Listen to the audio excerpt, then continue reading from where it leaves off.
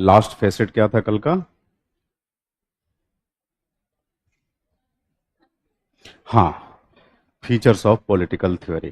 Features of political theory basically अभी पहला dimension ही चल रहा है, मीनिंग ऑफ पॉलिटिकल थ्योरी, राजनीतिक सिद्धांत का अर्थ। खैर, हम्म, हाँ पूछ सकते हैं। हम्म,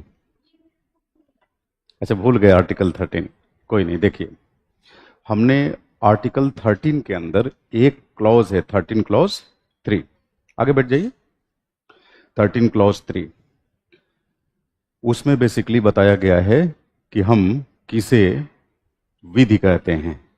तो उसमें सब कुछ, जैसे मान लीजिए संसद के द्वारा किया गया विधायन विधि की श्रेणी में है, राज्य विधान मंडलों के द्वारा बनाया गया कानून विधि की श्रेणी में आएगा, है ना।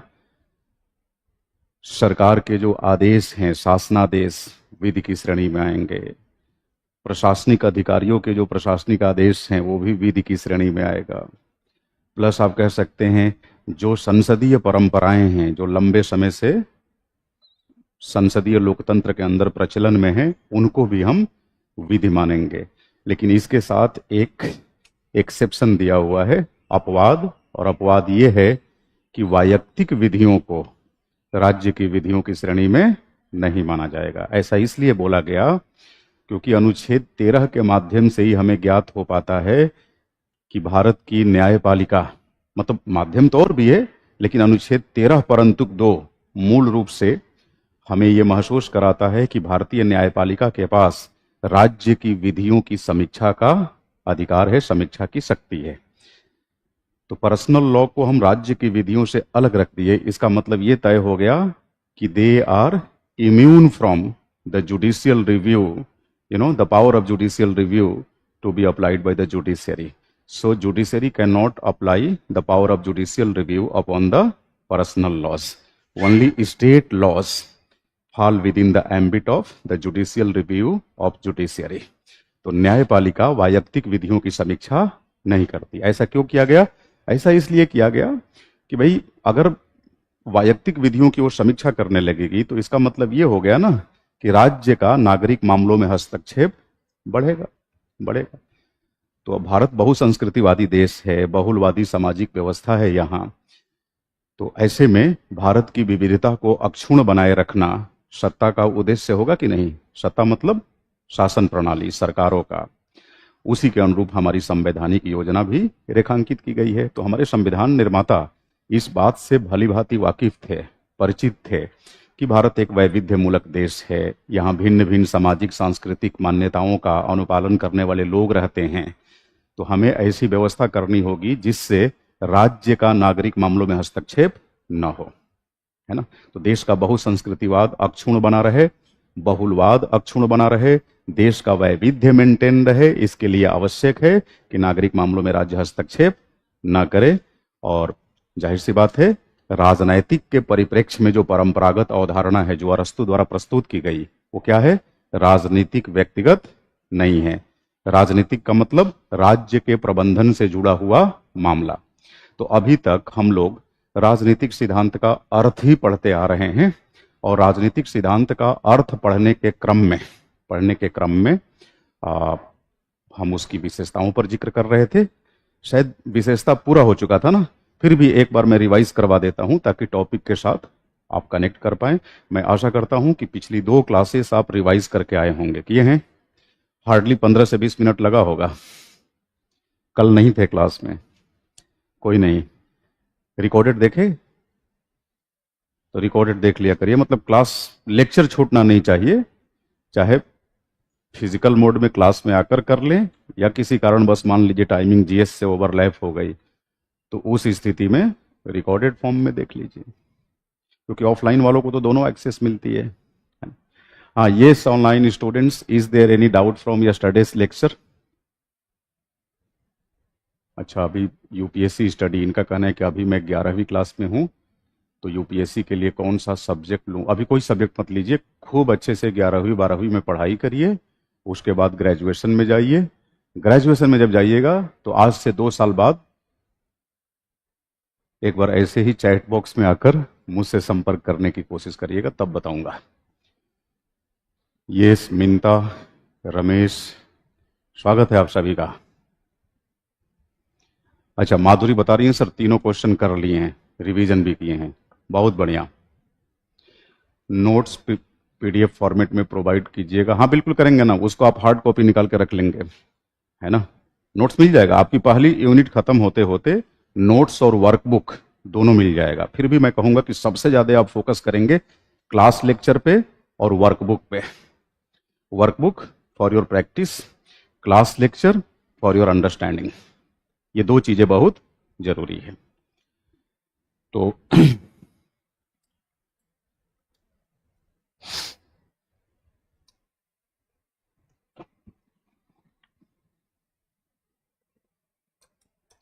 यूनिट 1, क्या नाम है इसका? राजनीतिक सिद्धांत, अर्थ व उपागम।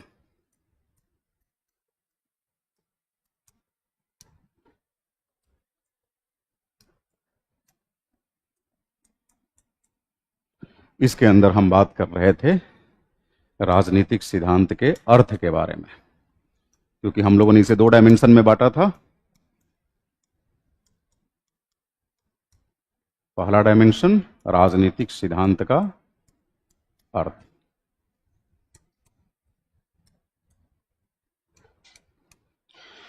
तो इसमें हम लोगों ने सबसे पहले समझा कि राजनीतिक का क्या अभिप्राय है, सिद्धांत का क्या अभिप्राय है।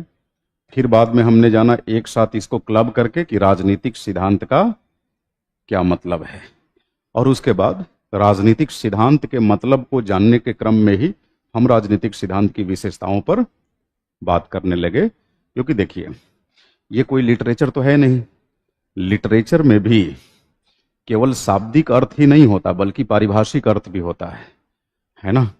शब्द अलग अलग तरह के होते हैं, विभिन्न प्रकार के शब्दों की श्रेणी में एक श्रेणी होती है पारिभाषिक शब्द। यानी किसी शब्द का मतलब केवल एक शब्द के माध्यम से आप नहीं जानते बल्कि उसको एक्सप्लेन करने के बाद उसका मतलब समझ पाते हैं, इसको हम कहते हैं पारिभाषिक शब्द। तो आमतौर पे मानविकी या किसी भी डिसिप्लिन के अंदर जो नॉन लिटरेचर सब्जेक्ट्स हैं उनमें तमाम ऐसे शब्द मिलेंगे जिनका पारिभाषिक मतलब आपको निकालना होगा। पारिभाषिक मतलब उनकी विशेषताओं के माध्यम से उनके अर्थों पर अधिक सुस्पष्टता डेवलप होती है। समझ रहे हैं मेरी बात? क्या आप क्लास नोट्स को पॉइंट में लिखवा सकते हैं? इससे प्रियांशु कह रहे हैं, क्यों आप पॉइंट में ही क्यों लिखना चाहते हैं? क्लास नोट्स हमेशा गद्यात्मक शैली में ही लिखा जाता है, जहां पॉइंट की बात होती है वहां पॉइंट में लिखवाया जाता है।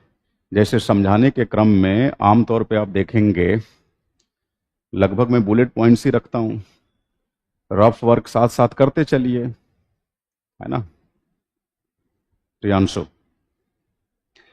तो देखें, राजनीतिक सिद्धांत के अर्थ के अंतर्गत ही हमने इसकी विशेषताएं पढ़ी, है ना। इसी के साथ हमने विशेषताएं पढ़ी। क्यों विशेषताएं पढ़ी? ताकि राजनीतिक सिद्धांत के अर्थ को और सुस्पष्टता प्रदान किया जा सके। फिर भी जितना कुछ आपने पढ़ा सैद्धांतिक रूप से, अगर व्यवहार में मैं कहूं कि राजनीतिक सिद्धांत को अगर अपनी बंद आंखों से विजुअलाइज करना हो तो क्या पाएंगे भाई? राजनीतिक का मतलब राज्य के प्रबंधन से जुड़ा हुआ मामला, सिद्धांत का मतलब व्यवस्थित अध्ययन। तो अगर कोई कहे कि राजनीतिक सिद्धांत क्या है तो क्या बोलेंगे? यही ना कि राज्य के प्रबंधन से जुड़े हुए मामलों का व्यवस्थित अध्ययन। और राज्य के प्रबंधन से जुड़े हुए महत्वपूर्ण मामले क्या हैं? शासन, प्रशासन। समझ रहे मेरी बात? यही जो राजनीतिक प्रणाली का हिस्सा होता है ना।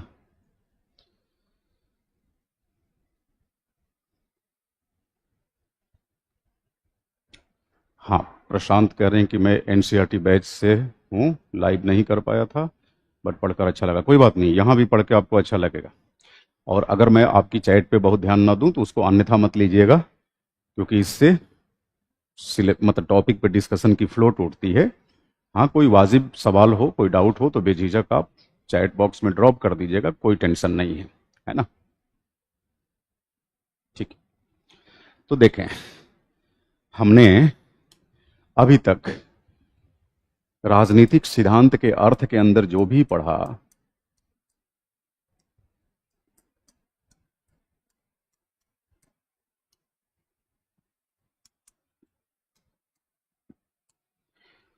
इसका बिल्कुल व्यवहारिक संदर्भ में मतलब यही है कि राज्य के प्रबंधन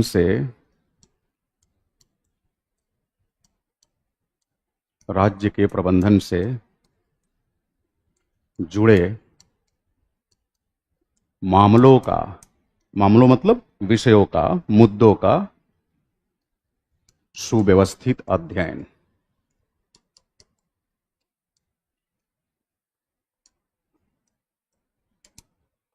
अब राज्य के प्रबंधन से जुड़े मामले क्या हो सकते हैं?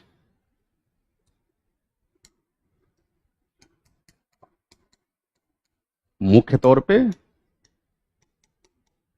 शासनिक प्रशासनिक व्यवस्था का संचालन,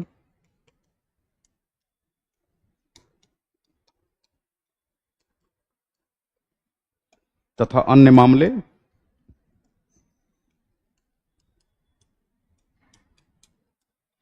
है ना। तो इन मामलों से संबंधित जो भी आप एक सिस्टमेटिक स्टडी करते हैं, उसी को क्या बोला जाता है? राजनीतिक सिद्धांत। राजनीतिक सिद्धांत। तो मतलब राजनीतिक सिद्धांत के मतलब को 3-4 घंटे पढ़ने के बाद लास्ट में निचोड़ यही निकला कि राजनीतिक सिद्धांत बोले तो राज्य के प्रबंधन से जुड़े हुए मामलों का व्यवस्थित अध्ययन। फिर हम लोगों ने राजनीतिक सिद्धांत की विशेषताओं को जानने का प्रयास किया था, और विशेषताओं में हमने यह जाना था कि जो राजनीतिक सिद्धांत है, इसके 2 महत्वपूर्ण अवयव होते हैं। कौन कौन से होते हैं? राजनीतिक सिद्धांत के 2 महत्वपूर्ण अवयव कौन से हैं? तथ्य तथा मूल्य। तथ्य तथा मूल्य। तथ्य का संबंध किससे है? विज्ञान से। अगर आप रिवीजन किए हैं तो आपको फटाफट बोलना चाहिए। तथ्य का संबंध किससे है? विज्ञान से। और मूल्य का संबंध किससे है? दर्शन से। दर्शन हमें आदर्श की तरफ चलने के लिए उन्मुख करता है। कहां चलने के लिए? आदर्श। ये हमें आदर्श की तरफ ले जाता है। और बताइए, विज्ञान किधर ले जाता है? यथार्थ की तरफ। यथार्थ समझ रहे हैं? व्यवहारिक जीवन की तरफ। व्यवहारिक जीवन की तरफ। ठीक है। अब चूंकि ये विज्ञान की तरफ उन्मुख करता है, तो जाहिर सी बात है तथ्य की जो अध्ययन शैली होगी वो कैसी होगी? वैज्ञानिक अध्ययन शैली। वैज्ञानिक अध्ययन शैली। कुछ नया नहीं पढ़ रहे हैं हम लोग, जो कल पढ़े हैं उसी को रिवाइज करा रहा हूं मैं। वैज्ञानिक अध्ययन शैली। वैज्ञानिक अध्ययन शैली को किस नाम से पुकारा जाता है? आगमनात्मक या निगमनात्मक अध्ययन शैली? आगमनात्मक अध्ययन शैली। बहुत बढ़िया। आगमनात्मक अध्ययन शैली। आगमनात्मक बोले तो एक ऐसी अध्ययन शैली जो साक्ष्य, सर्वेक्षण, पर्यवेक्षण, शोध, इन सब पे आधारित हो। रिसर्च बेस्ड, है ना, एक्सपेरिमेंट बेस्ड, ऑब्जर्वेशन बेस्ड। यही तो वैज्ञानिक अध्ययन शैली है। तो राजनीतिक सिद्धांत के अंदर हम आगमनात्मक अध्ययन शैली का अनुसरण करते हैं, और साथ में चूंकि इसका एक पक्ष मूल्यात्मक भी है, तो मूल्यात्मक होने की वजह से ये दर्शन की तरफ मूव कर जाता है। इसका दूसरा पक्ष दर्शन की तरफ जाने का मतलब आदर्श की तरफ जाना। ये जो अध्ययन शैली है, ये तथ्य प्रधान नहीं होगी, अनुसंधान प्रधान नहीं होगी, बल्कि कैसी होगी? तर्क प्रधान, चिंतन प्रधान, है ना। तो इसके अंदर चिंतन अथवा तर्क की प्रधानता होती है ना। इसीलिए कहा जाता है कि राजनीतिक सिद्धांत हमेशा एक परिकल्पना के रूप में होता है। परिकल्पना समझ रहे हैं? सामान्य भाषा में समझाता हूं। जैसे मान लीजिए आपने अपने दिमाग में कोई कल्पना कर ली, कोई बात किसी विषय के बारे में, है ना, किसी विषय वस्तु मतलब किसी वस्तु के बारे में, किसी व्यवस्था के बारे में अपने दिमाग में कल्पना कर ली, और कल्पना करने के बाद उस कल्पना को आप तर्क की कसौटी पर कसने का प्रयास करने लगे। अब जाहिर सी बात है, संभव है वो कल्पना तर्क की कसौटी पर कसी जा सकती है, नहीं भी कसी जा सकती है। इसीलिए कहा जाता है कि प्रत्येक राजनीतिक सिद्धांत एक परिकल्पना है। जो सही भी साबित हो सकती है और गलत भी। समझ रहे मेरी बात? हाँ, ठीक है। फिर हम लोगों ने यह भी पढ़ा था कि भाई चूंकि तथ्य और मूल्य दोनों का समन्वय है, यहां मूल्य चिंतन प्रधानता को बढ़ावा देता है, तर्कशीलता को बढ़ावा देता है, इसीलिए इसकी अध्ययन शैली को क्या नाम दिया गया? निगमनात्मक। निगमनात्मक अध्ययन शैली।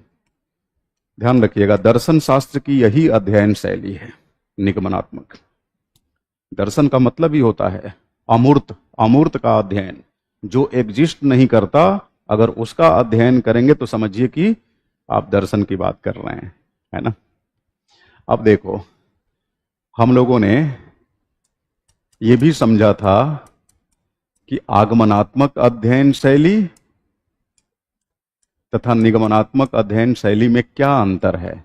ये बातें सुस्पष्ट करना इसलिए जरूरी है क्योंकि आगे के टॉपिक्स में सीधे स्टेटमेंट के रूप में हम लोग इसे कोट करेंगे, दोबारा इसे समझना ना पड़े। तो आगमनात्मक अध्ययन शैली बनाम निगमनात्मक अध्ययन शैली।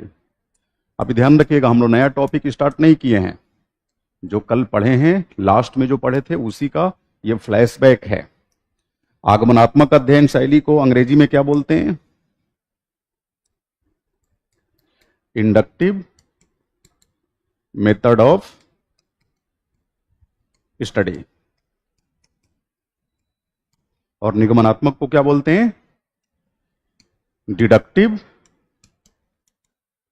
Method of study.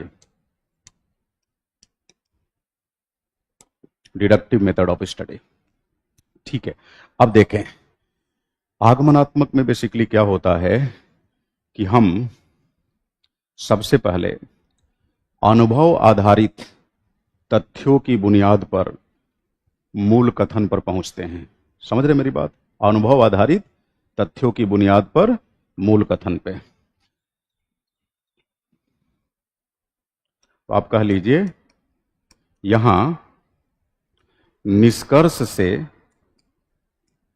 मूल कथन की तरफ जाते हैं, निष्कर्ष से।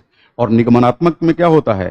पहले ही मूल कथन निकाल लेते हैं और फिर उसकी बुनियाद पर निष्कर्ष को ढूंढने की कोशिश करते हैं।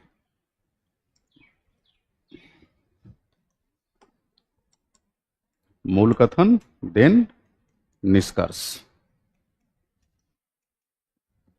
इसको जरा एग्जाम्पल के माध्यम से एक बार रिवाइज करिए। हम लोग कल एग्जाम्पल दिए थे, ध्यान देंगे। आपने अपने अनुभव से यह पता किया या महसूस किया कि भाई हमारे अगल बगल mister X, mister Y, mister Z रहा करते थे, संभव है पड़ोसी थे या जानने वाले थे, है ना। इनमें से किसी की गंभीर रूप से तबीयत खराब हुई और उनकी मृत्यु हो गई। कोई बुढ़ापे की वजह से अपना दिन पूरा करके चला गया।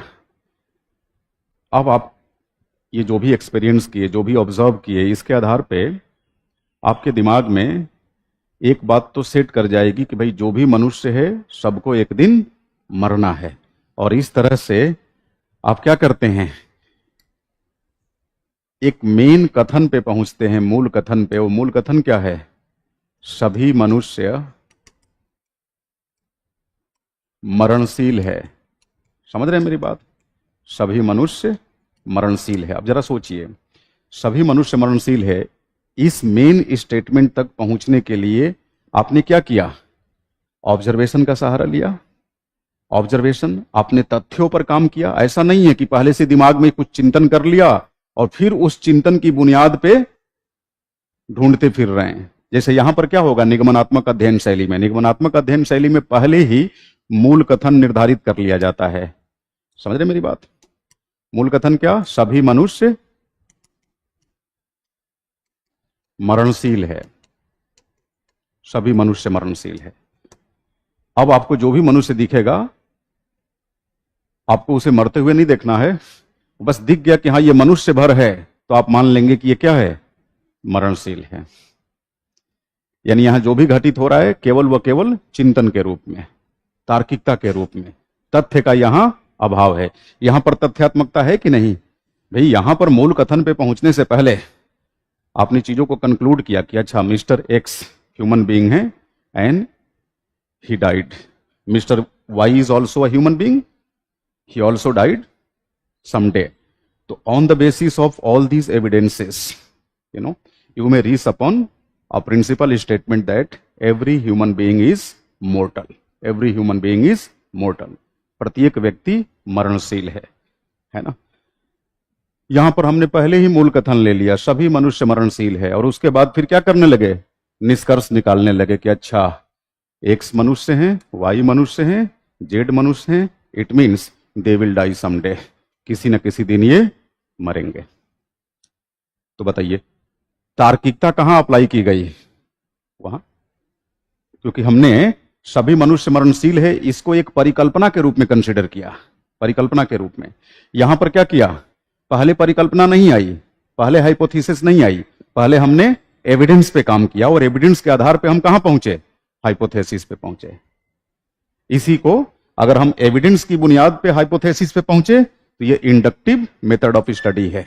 समझ रहे मेरी बात? और हाइपोथेसिस को आधार बनाकर हम लॉजिक अपनाने लगे बिना एविडेंस पे काम किए, तो इसको क्या बोलते हैं? Deductive method of study. Deductive method of study.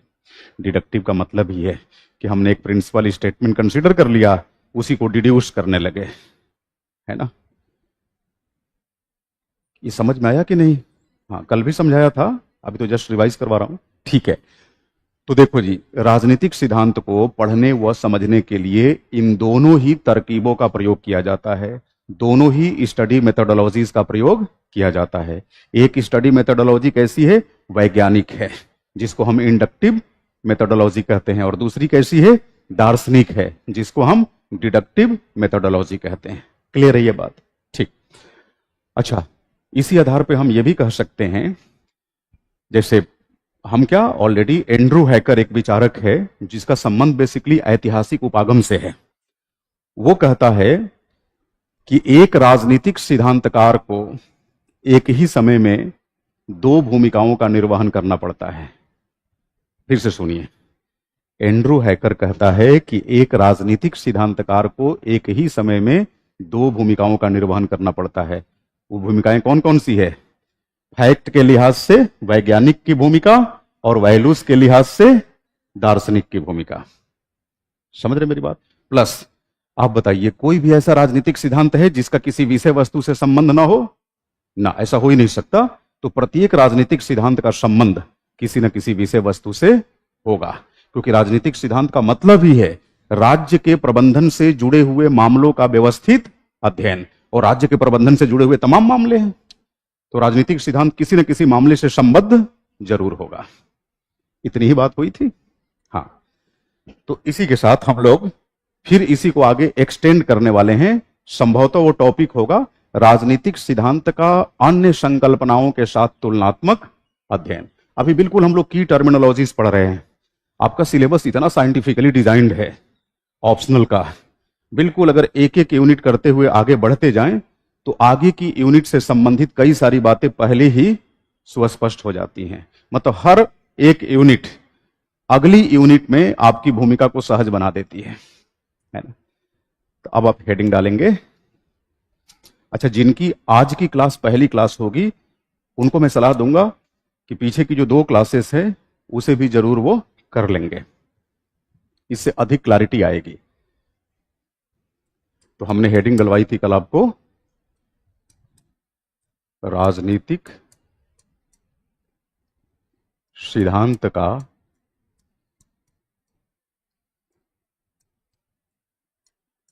अन्य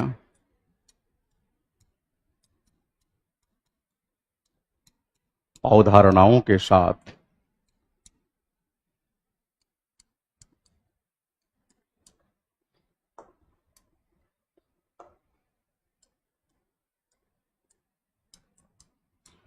तुलनात्मक अध्ययन, है ना? अच्छा, ये जो फेसेट है पिछले फेसेट की कंटिन्यूटी मान सकते हैं, राजनीतिक सिद्धांत की विशेषताएं। अगर मान लीजिए सीधे तौर पे आपसे सवाल पूछ दिया कि राजनीतिक सिद्धांत की विशेषताएं क्या है, तो आप राजनीतिक सिद्धांत का मतलब बताएंगे, जितनी विशेषताएं अभी तक पढ़े हैं उसे पॉइंट वाइज आप लिखेंगे, और उसी के साथ आप ये भी लिख देंगे। ये राजनीतिक सिद्धांत की एक तरह से विशेषताओं का ही एक्सटेंशन है। हालांकि आप बेहतर क्लैरिटी गेन कर सके इसलिए मैं इसे अलग टॉपिक का रूप दे दिया हूं, अलग फेसेट का। देखें, राजनीतिक सिद्धांत का अन्य अवधारणाओं के साथ तुलनात्मक अध्ययन का मतलब हुआ कि यहां पर सबसे पहले हम बात करेंगे राजनीतिक सिद्धांत का राजनीति विज्ञान के साथ तुलनात्मक अध्ययन। समझ रहे मेरी बात है ना ऑनलाइन स्टूडेंट्स? हाँ, मैं समझ पा रहा हूं। रुपेश कह रहे हैं कि सर दूसरी क्लासेस की वजह से, मतलब जीएस की क्लासेस की वजह से ऑफलाइन अटेंड नहीं कर पा रहे हैं। कोई बात नहीं, ऑनलाइन कर लीजिए। ऑफलाइन ऑनलाइन में बस इतना ही अंतर है कि ऑफलाइन में स्टूडेंट के साथ थोड़ा इंटरेक्शन होते रहता है, आमने सामने सब होते हैं। हाँ, उसमें आपके मैसेज सामने होते हैं, भले आप नहीं होते। हाँ चलो, तो यहां सबसे पहले हम बात करेंगे राजनीतिक सिद्धांत बनाम, बनाम मतलब वर्सेस। वर्सेस, जब दो एंटिटीज के बीच तुलना की जाती है तो उस तुलना को सूचित करने के लिए हम कुछ शब्दों का प्रयोग करते हैं। हिंदी में बनाम, अंग्रेजी में वर्सेस। इसका मतलब होता है के मध्य। बनाम मतलब के मध्य।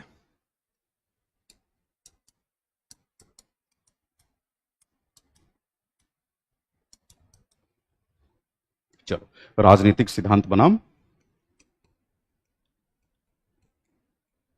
राजनीति विज्ञान। दूसरा हम पढ़ेंगे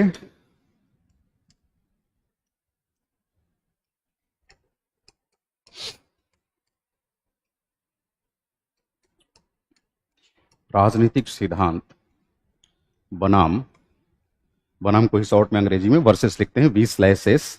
राजनीतिक सिद्धांत बनाम सॉरी राजनीतिक दर्शन।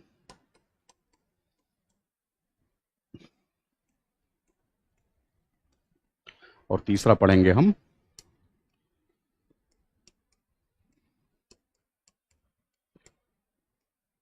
राजनीतिक सिद्धांत बनाम राजनीतिक चिंतन। राजनीतिक सिद्धांत बनाम राजनीतिक चिंतन।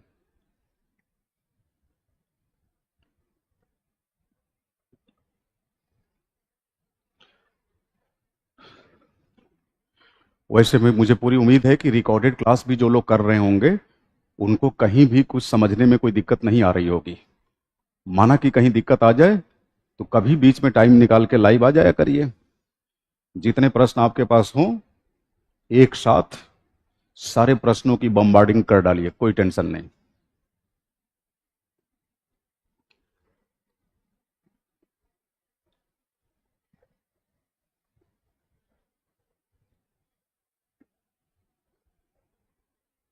ठीक है, लिख लिए इसको। हम लोग राजनीतिक सिद्धांत की किन किन संकल्पनाओं के साथ तुलना करेंगे? सबसे पहले राजनीति विज्ञान, फिर राजनीतिक सिद्धांत की तुलना राजनीतिक दर्शन, राजनीतिक सिद्धांत की तुलना राजनीतिक चिंतन। और इसको करने के साथ ही हम यूनिट 1 का पहला डायमेंशन पूरा कर लेंगे जिसका नाम है राजनीतिक सिद्धांत का अर्थ। तो अब हेडिंग डालिए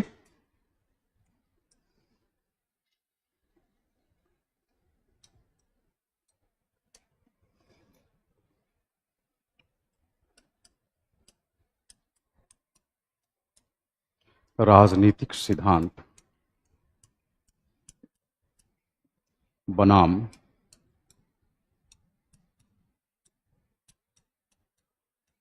राजनीति विज्ञान। राजनीतिक सिद्धांत बनाम राजनीति विज्ञान। राजनीतिक सिद्धांत बनाम राजनीति विज्ञान।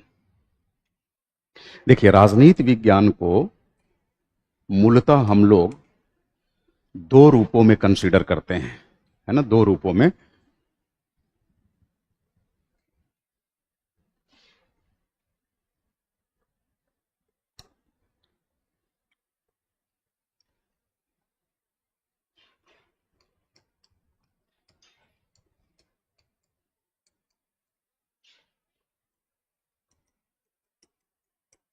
स्टडी रिलेटेड डिसिप्लिन,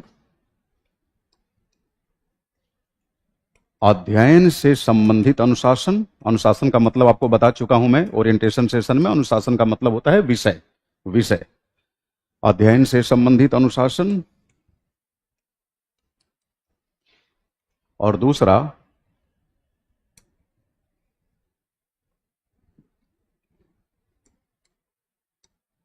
अध्ययन शैली, अध्ययन शैली यानी स्टडी मेथोडोलॉजी।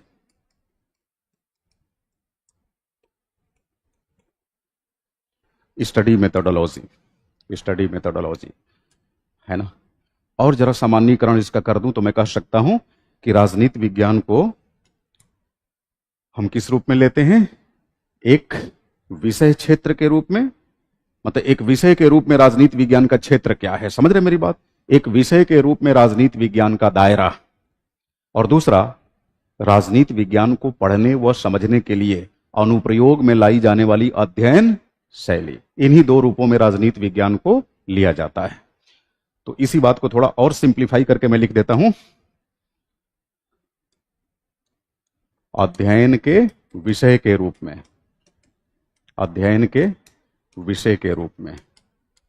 और यहां तो क्लियर ही है, अध्ययन का तरीका, अध्ययन का तरीका। ये कोई नई बात मैं नहीं लिख रहा हूं, ऊपर जो लिखा हूं उसी का सिंप्लीफाइड वर्जन है ना।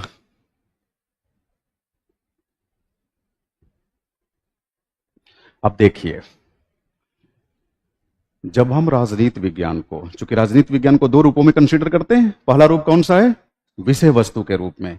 और दूसरा, हां, इस विषय वस्तु को पढ़ने के लिए अध्ययन शैली कौन अपनाई जाती है? आप सबको मालूम है राजनीति विज्ञान की अध्ययन शैली क्या होगी? आगमनात्मक या निगमनात्मक? आगमनात्मक, आगमनात्मक, इंडक्टिव, जो फैक्ट की बुनियाद पे प्रिंसिपल स्टेटमेंट की तरफ हमें ले जाती है, इसको क्या बोलते हैं? आगमनात्मक। अच्छा, दर्शन शास्त्र की अध्ययन शैली क्या है? निगमनात्मक। याद रहेगा आपको? अभी शुरुआत में हो सकता है कि ये शब्द आपके लिए नए हों, लेकिन धीरे धीरे आपके दिमाग में छप जाएंगे, है ना। ठीक है, अब देखें, राजनीतिक सिद्धांत की जब तुलना करेंगे आप राजनीति विज्ञान से, तो माना कि राजनीतिक सिद्धांत को हमने लिख दिया एक्स, ठीक, इसको एक एंटिटी के रूप में ले रहे हैं। लेकिन जब इसकी तुलना राजनीति विज्ञान से करेंगे तो आपको नहीं लगता कि राजनीति विज्ञान को दो रूपों में, अलग अलग रूपों में कंसीडर करते हुए तुलना करनी होगी? जैसे राजनीति विज्ञान का जो पहला रूप है अध्ययन के विषय के रूप में, क्या मैं इसको वाई लिख सकता हूं? अच्छा, जब राजनीति विज्ञान को हम अध्ययन शैली के रूप में लेंगे तो क्या मैं इसे जेड लिख सकता हूं? लिख सकता हूं। अब देखिए, राजनीतिक सिद्धांत बनाम राजनीति विज्ञान, जब इसकी तुलना होगी तो तुलना के लिए दो समीकरण निकल कर आएंगे। ध्यान से समझिएगा, दो समीकरण। पहला, एक्स वर्सेस वाई, यानी राजनीतिक सिद्धांत तो इंटैक्ट रहेगा, अक्षुण रहेगा, यथावत रहेगा, लेकिन राजनीति विज्ञान को दो रूपों में कंसीडर किया जाता है। तो एक बार हम पहले रूप के साथ तुलना करेंगे और दूसरी बार एक्स वर्सेस जेड, तो जाकर राजनीतिक सिद्धांत की राजनीति विज्ञान के साथ सटीक तुलना हो पाएगी। यह बात समझ में आ रही है? तो चलिए मैं अगली स्लाइड पे हेडिंग डालूं, एक्स वर्सेस वाई। हाँ, साथ साथ बोर्ड वर्क को फॉलो करते चलेंगे सभी लोग, offline plus online students both. Abhishek करें सर मेरा क्वेश्चन देख लीजिए। अभिषेक थोड़ा ध्यान से अभी पढ़ लीजिए आप, है ना, क्योंकि क्वेश्चन की देखा दिखाई चलेगी ना तो ये अच्छे खासे कंसेप्ट दिमाग से निकल जाएंगे। मैं समय दूंगा आपको, मौका दूंगा क्वेश्चन पूछने का, तब पूछिएगा, क्योंकि उस समय फिर मेरी निगाह आपकी चैट बॉक्स पे ही होगी, है ना। अब मेरे सर के पीछे आंख तो है नहीं। देखिए,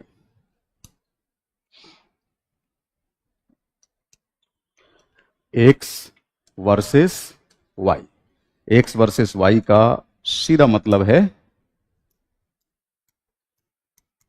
राजनीतिक सिद्धांत बनाम राजनीति विज्ञान। लेकिन कंडीशन क्या है? यहां पर हम राजनीति विज्ञान को किस रूप में कंसीडर कर रहे हैं, किस रूप में मान रहे हैं? अध्ययन के अनुशासन के रूप में, है ना, अध्ययन के विषय के रूप में। तो जब राजनीति विज्ञान को हम अध्ययन के विषय के रूप में लेते हैं तो राजनीति विज्ञान का दायरा बहुत व्यापक हो जाता है। समझ रहे हो मेरी बात? यहां राजनीति विज्ञान को हमने किस रूप में लिया है?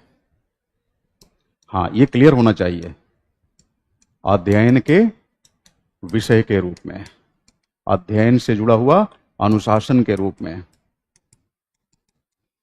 अब देखिए, जब राजनीति विज्ञान को हम अध्ययन के विषय के रूप में लेते हैं तो इसका दायरा बहुत व्यापक है।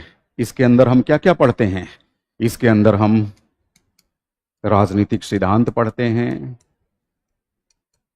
राजनीतिक सिद्धांत।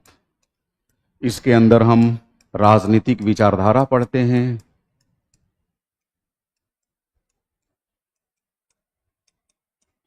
इसके अंदर हम राजनीतिक चिंतन पढ़ते हैं,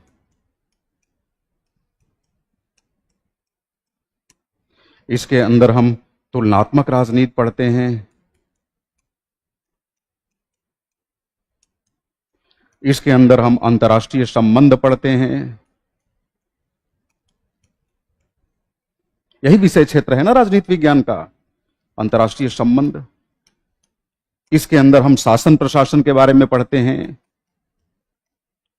ईटीसी इत्यादि। तो देखिए,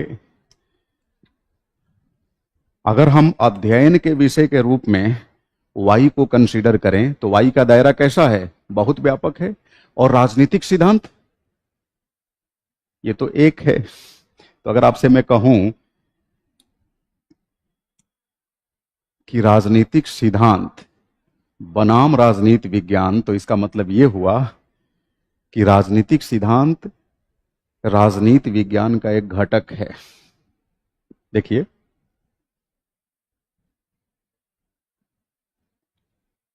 यानी जब हम राजनीतिक सिद्धांत को अध्ययन के विषय के रूप में लेंगे और साइड में राजनीति विज्ञान को भी अध्ययन के विषय के रूप में लेंगे, तो आपको नहीं लगता कि राजनीतिक सिद्धांत राजनीति विज्ञान में समा जाएगा? क्लियर है ये बात? क्योंकि राजनीति विज्ञान नामक अनुशासन इन्हीं सारे अवयवों से मिलकर बनता है। अब सोचिए, राजनीति विज्ञान विषय क्षेत्र के अंदर जिन विषय वस्तुओं को पढ़ा जाता है, क्या इनका दूर दूर तक विज्ञान से संबंध है? विज्ञान मतलब पदार्थ विज्ञान, प्राकृतिक विज्ञान, जीव विज्ञान, जिसको हम वास्तव में विज्ञान कहते हैं। जो वास्तविक विज्ञान है उनका जो विषय क्षेत्र है या विषय वस्तु है, उनके विषय वस्तुओं से राजनीति विज्ञान का विषय वस्तु सुमेल नहीं खाता। इसीलिए तो एक विचारक है मेटलैंड, वो कहता है कि जब भी मैं राजनीति विज्ञान शीर्षक के साथ छपा हुआ कोई प्रश्न पत्र देखता हूं तो प्रश्न पत्र में पूछे गए सवालों से मैं हैरान नहीं होता, बल्कि प्रश्न पत्र के शीर्षक से हैरान हो जाता हूं, क्योंकि राजनीति विज्ञान में विज्ञान जैसा कुछ है ही नहीं। आप बताइए, सिद्धांत, विचारधारा, चिंतन, इनमें से कोई भी टॉपिक बायोलॉजी से संबंधित है, केमिस्ट्री से संबंधित है, फिजिक्स से संबंधित है? नहीं। तो फिर काहे का विज्ञान? तो मेटलैंड बेसिकली विषय क्षेत्र की बुनियाद पर राजनीति विज्ञान को विज्ञान कहे जाने को लेकर उपहास उड़ाता है। लेकिन एक दूसरा पक्ष है अध्ययन शैली, वैज्ञानिक अध्ययन शैली, यानी जिसे हम वास्तव में विज्ञान कहते हैं, जिसे हम वास्तव में विज्ञान से जुड़े हुए विषय कहते हैं, उन विषयों को पढ़ने व समझने की जो अध्ययन शैली है, आगमनात्मक अध्ययन शैली, अगर वही अध्ययन शैली विज्ञान के अध्ययन में लगा दिया जाए, मतलब राजनीति विज्ञान के अध्ययन में लगा दिया जाए, तो इस दृष्टिकोण से राजनीति विज्ञान को विज्ञान के साथ जोड़ना अनुचित नहीं माना जाएगा।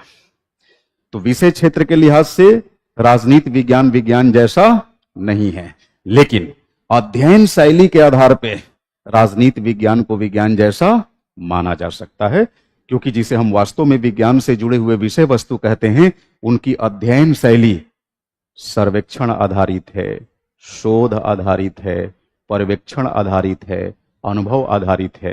अगर यही अध्ययन शैली राजनीति विज्ञान विषय वस्तु के अध्ययन में आरोपित कर दी जाए तो हम इसे विज्ञान कह सकेंगे, है ना? तो खैर, यहां पर बताइए दोनों के संबंधों के मद्देनजर किस तरह का समीकरण बनता है। यहां पर कुछ ऐसा समीकरण बनेगा, देखो। ये है राजनीति विज्ञान यानी पॉलिटिकल साइंस। और यहां क्या आएगा? Political theory. समझ रहे हैं? तो एक्स वर्सेस वाई इक्वेशन को जब हमने कंसीडर किया तो हमने पाया कि राजनीति विज्ञान का दायरा व्यापक है, राजनीतिक सिद्धांत उसका एक अवयव है। हाँ,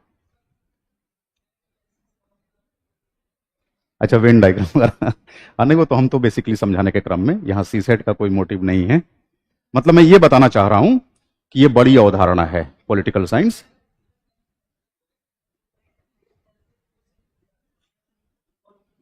तो पूछे जाते हैं ना वहां, बिल्कुल पूछे जाते हैं। तभी मैंने कहा ना कि उसको आ, अब जैसे मान लीजिए खास करके सिलोजिज्म जब पढ़ते हैं आप सी सेट में, तो वहां पर इस तरह की चित्रावली का सहारा लिया जाता है। और मैं तो इसको दूसरे रूप में भी बना सकता था, मैं ऐसे कह सकता था कि ये पूरा क्या है पॉलिटिकल साइंस, है ना। और इसी का एक छोटा सा हिस्सा क्या है? Political theory. ठीक है। तो जब हम अध्ययन के विषय के रूप में राजनीतिक सिद्धांत को एक तरफ रखते हैं और राजनीति विज्ञान को दूसरी तरफ, तो पाते हैं कि राजनीति विज्ञान का दायरा व्यापक है, राजनीतिक सिद्धांत उसका एक हिस्सा है। क्लियर है ना ये बात? ठीक। चलें, अब देखिए दूसरा समीकरण क्या होगा? X versus Z. तो अब बताइए जेड का संबंध किससे है? राजनीति विज्ञान से। तो अब हम राजनीति विज्ञान को किस रूप में कंसीडर करने वाले हैं? अध्ययन शैली। तब तुलना कर लें। चलिए,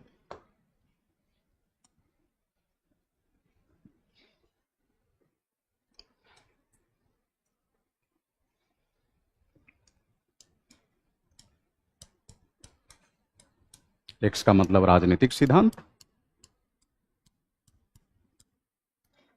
और जेड का मतलब क्या है? राजनीति विज्ञान ही है, बस कंसीडर ही, मतलब एक तरह से कह सकते हैं कंडीशन ये है कि यहां हम राजनीति विज्ञान को अध्ययन के अनुशासन के रूप में नहीं लेंगे, बल्कि यहां राजनीति विज्ञान को किस रूप में हम कंसिडर करने वाले हैं? अध्ययन शैली के रूप में, स्टडी मेथोडोलॉजी को अध्ययन शैली के लिहाज से।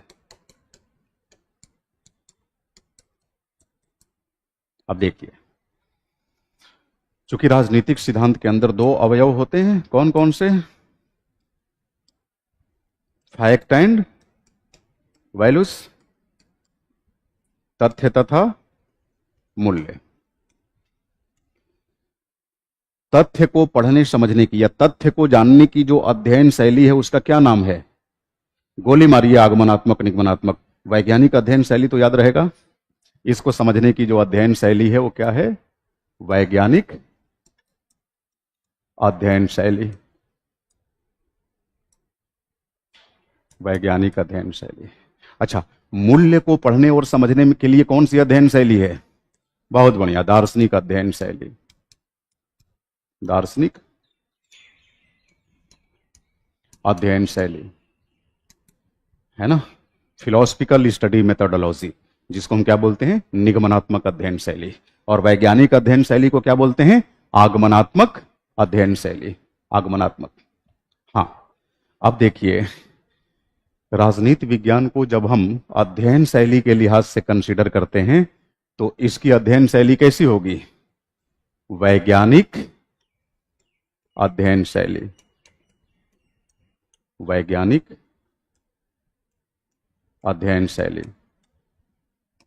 बताइए, इसके अंदर दार्शनिक अध्ययन शैली है क्या? नहीं, वैज्ञानिक अध्ययन शैली। और राजनीतिक सिद्धांत की अध्ययन शैली कैसी है? वैज्ञानिक और दार्शनिक दोनों। अब बताइए, दूसरे प्रकार का जो समीकरण है, इसमें व्यापक अवधारणा के रूप में आप किसे कंसीडर करेंगे? राजनीतिक सिद्धांत को कि राजनीति विज्ञान को? राजनीतिक सिद्धांत को। तो यहां पर जो इक्वेशन बनेगा वो इस तरह का बनेगा। ये क्या हो जाएगा? राजनीतिक सिद्धांत। और ये क्या हो जाएगा? राजनीति विज्ञान। क्लियर है ये बात? अब देखिए, आपके मन में ये सवाल उठ सकता है कि सर, अध्ययन के विषय के रूप में जब आपने प्रमाणित किया तो राजनीतिक सिद्धांत को राजनीति विज्ञान का हिस्सा बना दिया, और जब अध्ययन शैली के आधार पर आप बात कर रहे हैं तो राजनीति विज्ञान की अध्ययन शैली की कुछ और बात कर रहे हैं, राजनीतिक सिद्धांत की कुछ और बात कर रहे हैं, जबकि राजनीतिक सिद्धांत राजनीति विज्ञान का ही हिस्सा है। ये मन में सवाल उठना चाहिए ना। तो उसके पहले हमने कंडीशन बताई थी आपको कि जब हम अध्ययन के विषय के रूप में लेते हैं तो विषय के तौर पे राजनीतिक सिद्धांत राजनीति विज्ञान का हिस्सा है, लेकिन अध्ययन शैली के तौर पे, यहां अध्ययन शैली की बात आ रही है, विषय की बात नहीं हो रही है। तो अध्ययन शैली के तौर पे राजनीति विज्ञान की अध्ययन शैली को आप क्या बोलते हैं? वैज्ञानिक अध्ययन शैली बोलते हैं ना। और राजनीतिक सिद्धांत की अध्ययन शैली को क्या बोलते हैं? वैज्ञानिक तथा दार्शनिक, दोनों ही प्रकार की अध्ययन शैली। तो इस लिहाज से राजनीतिक सिद्धांत का दायरा क्या हो जाएगा? व्यापक हो जाएगा। अब मैं उम्मीद करता हूं कि राजनीतिक सिद्धांत तथा राजनीति विज्ञान के अंतर संबंध को आप समझ गए होंगे। पक्का समझ गए?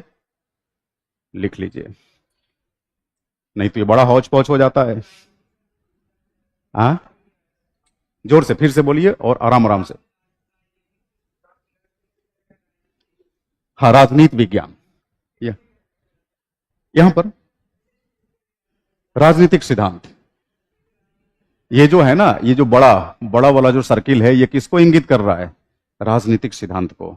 और नीचे वाला सर्किल राजनीति विज्ञान को। अब इस तरह का समीकरण क्यों बना, अभी समझाया कि जब हम अध्ययन शैली के रूप में कंसीडर करेंगे तो राजनीति विज्ञान की अध्ययन शैली को वैज्ञानिक अध्ययन शैली कहा जाता है, जबकि राजनीतिक सिद्धांत की अध्ययन शैली को वैज्ञानिक और दार्शनिक दोनों कहा जाता है। किसी को कोई कंफ्यूजन?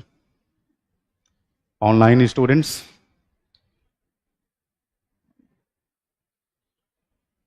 प्रिंस, बिहार, औरंगाबाद समझ पा रहे हैं? उन्होंने लिखा है अपना कि प्रिंस, वीलॉग, बिहार, औरंगाबाद। चलिए, कल परसों बच्चों को शिकायत थी कि ऑनलाइन स्टूडेंट्स को तो उनकी चैट ये देखते ही नहीं है। एक्चुअली आपकी चैट यहां दिख नहीं रही थी, इसलिए मैं नहीं देख रहा था। इनका कहना था कि केवल ऑफलाइन वाले स्टूडेंट्स से इंटरेक्ट करते हैं, ऑनलाइन वालों से नहीं करते। ये समझ लीजिए, अफवाह है, ऐसा कुछ नहीं है। हमारे लिए ऑफलाइन ऑनलाइन दोनों ही स्टूडेंट्स एक समान है।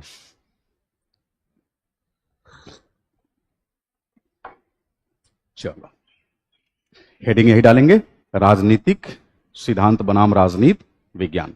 संक्षेप में 4-5 लाइन में इसको लिख लीजिए। बोर्ड वर्क तो फॉलो किए हैं ना? देखिए, ये मैंडेटरी है, बोर्ड वर्क तो आपको हर हाल में फॉलो करना है।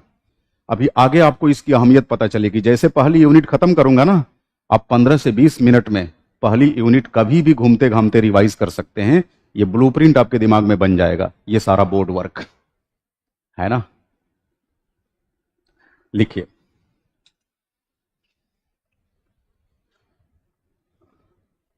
राजनीतिक सिद्धांत तथा राजनीति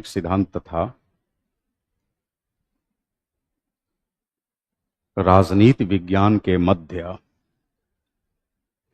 राजनीतिक सिद्धांत तथा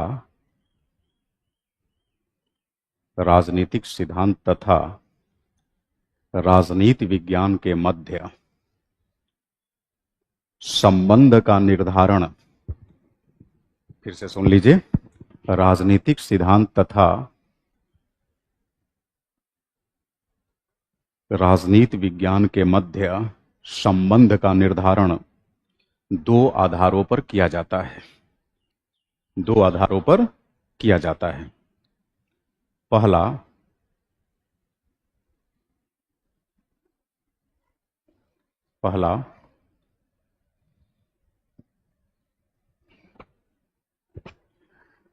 अध्ययन के अनुशासन अथवा विषय के रूप में, तथा दूसरा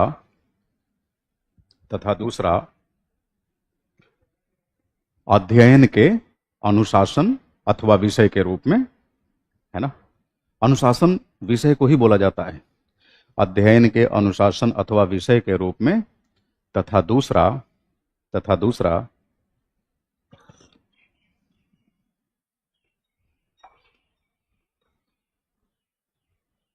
तथा दूसरा अध्ययन शैली के आधार पर। दूसरा अध्ययन शैली के आधार पर, है ना। आगे लिखिए, अध्ययन के विषय के रूप में राजनीति विज्ञान का दायरा बहुत व्यापक है। अध्ययन के विषय के रूप में, अध्ययन के विषय के रूप में राजनीति विज्ञान का दायरा बहुत व्यापक है। देख रहे हैं यहां, अभी अभी आपने समझा था, please have a look on the board. दायरा व्यापक है ना राजनीति विज्ञान का, क्योंकि तमाम चीजें पढ़नी है इसमें। अध्ययन के विषय के रूप में राजनीति विज्ञान का दायरा बहुत व्यापक है, तथा राजनीतिक सिद्धांत इसका मतलब राजनीति विज्ञान का राजनीतिक सिद्धांत, इसका महज एक छोटा सा अंश होता है, या छोटा सा अंश है, तथा राजनीतिक सिद्धांत इसका महज एक छोटा सा अंश है ना। देखिए, ये वाला कंसेप्ट है। पॉलिटिकल साइंस का दायरा व्यापक है अध्ययन के विषय क्षेत्र के रूप में, और पॉलिटिकल थ्योरी इसका एक छोटा सा अंश है, क्योंकि राजनीति विज्ञान में केवल पॉलिटिकल थ्योरी ही थोड़ी पढ़ा जाता है, ये सब भी तो पढ़ा जाता है ना। आगे लिखिए, वहीं जब हम अध्ययन शैली के आधार पर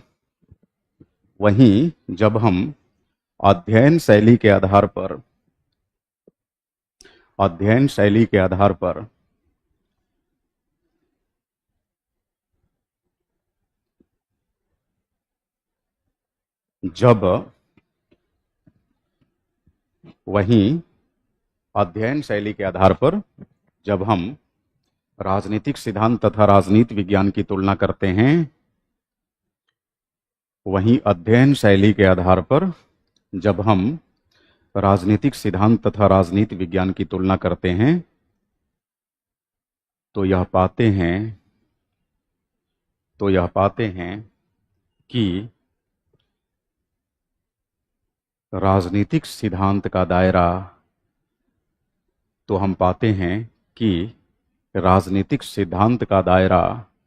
राजनीति विज्ञान से व्यापक है।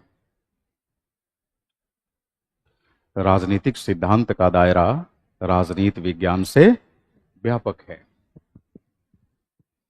राजनीतिक सिद्धांत का दायरा राजनीति विज्ञान से व्यापक है। उदाहरण स्वरूप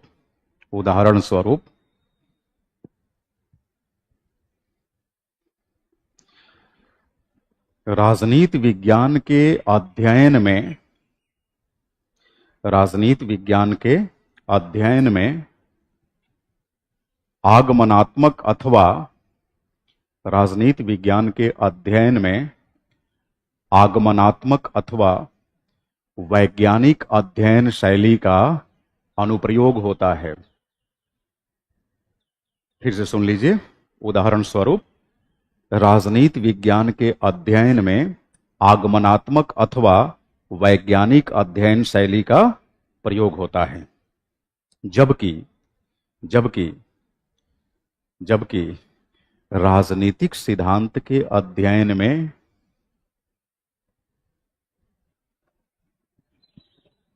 वैज्ञानिक तथा दार्शनिक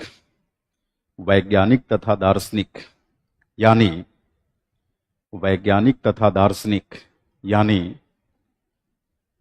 आगमनात्मक व निगमनात्मक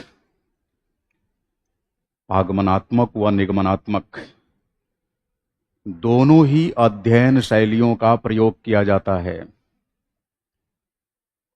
आगमनात्मक तथा निगमनात्मक दोनों ही अध्ययन शैलियों का प्रयोग किया जाता है।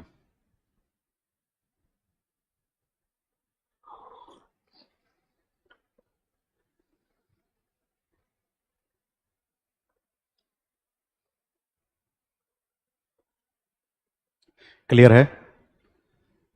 अब देखिए, जो आपने अभी अभी समझा था उसी को भाषाई रूप देते हुए आपने लिखा। हाँ, कोई डाउट? सब क्लियर? तो आगे बढ़ूं। अब हम लोग किसकी तुलना पढ़ेंगे? राजनीतिक सिद्धांत बनाम राजनीतिक दर्शन।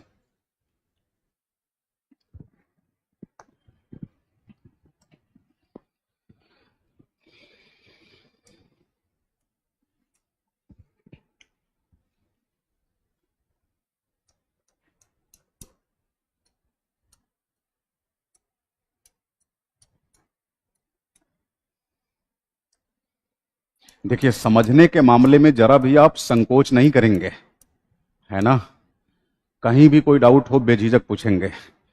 मैं 99% में यकीन नहीं रखता, हमेशा 100%।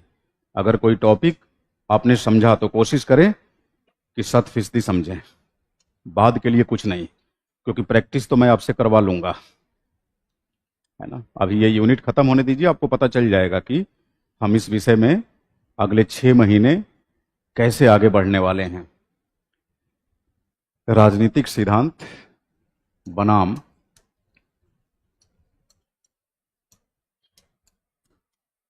राजनीतिक दर्शन। अब चूंकि राजनीतिक सिद्धांत की विशेषताएं आप पढ़ चुके हैं, तो इतना तो आपको मालूम ही है कि राजनीतिक सिद्धांत के दो अभिन्न हिस्से होते हैं, तथ्य तथा मूल्य। तथ्य का संबंध विज्ञान से है और मूल्य का संबंध। तो बताइए, राजनीतिक दर्शन आपको नहीं लगता कि राजनीतिक सिद्धांत का एक हिस्सा है?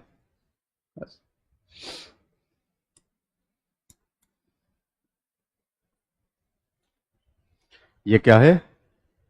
राजनीतिक सिद्धांत।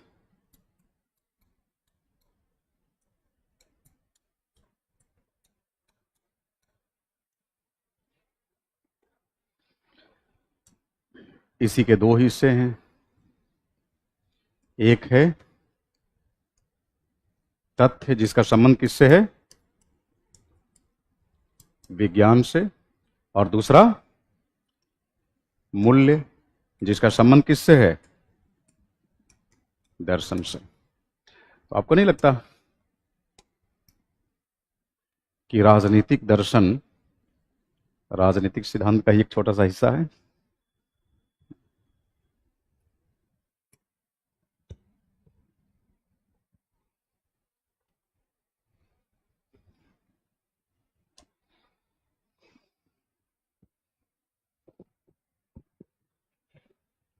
लिख लीजिए एक लाइन में, चूंकि राजनीतिक सिद्धांत तथ्य तथा मूल्य का युग्मक, युग्मक मतलब समझ रहे हैं? युग्मक, मिला जुला रूप। चूंकि राजनीतिक सिद्धांत तथ्य तथा मूल्य का युग्मक होता है, लिहाजा चूंकि राजनीतिक सिद्धांत तथ्य तथा मूल्य का युग्मक होता है, लिहाजा यह अपने आप में लिहाजा यह अपने आप में विज्ञान व दर्शन लिहाजा यह अपने आप में विज्ञान व दर्शन दोनों को परिलक्षित करता है। लिहाजा यह अपने आप में विज्ञान तथा दर्शन दोनों को परिलक्षित करता है। बताओ, विज्ञान का संबंध किससे है? राजनीतिक सिद्धांत के अंदर वर्णित तथ्य से है, और दर्शन का संबंध मूल्य से है। मूल्य से। अगला वाक्य लिख लीजिए इसी में। इस प्रकार हम कह सकते हैं कि राजनीतिक दर्शन राजनीतिक सिद्धांत का एक हिस्सा है। इस प्रकार हम कह सकते हैं कि राजनीतिक दर्शन राजनीतिक सिद्धांत का एक हिस्सा है।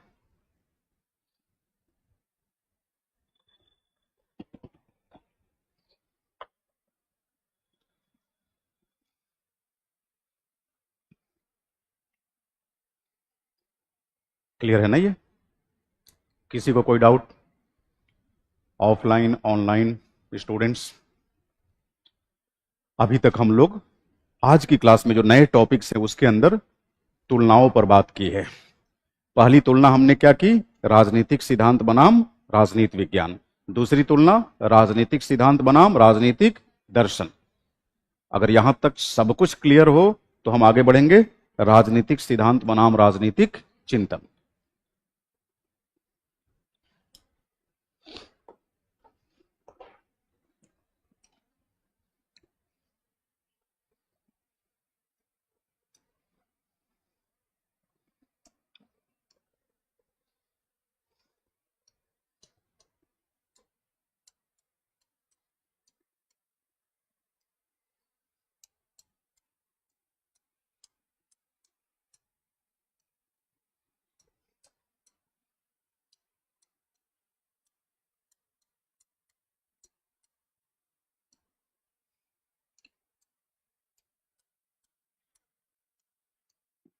राजनीतिक सिद्धांत बनाम राजनीतिक चिंतन।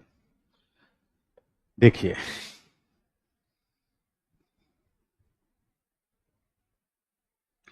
प्राचीन भारत, प्राचीन भारत, प्राचीन भारत के अगर हम विचारकों की बात करें तो भाई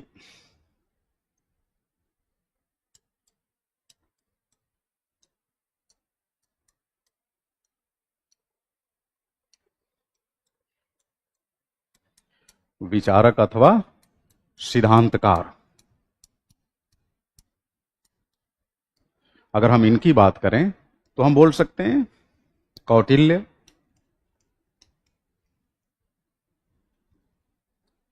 महात्मा बुद्ध,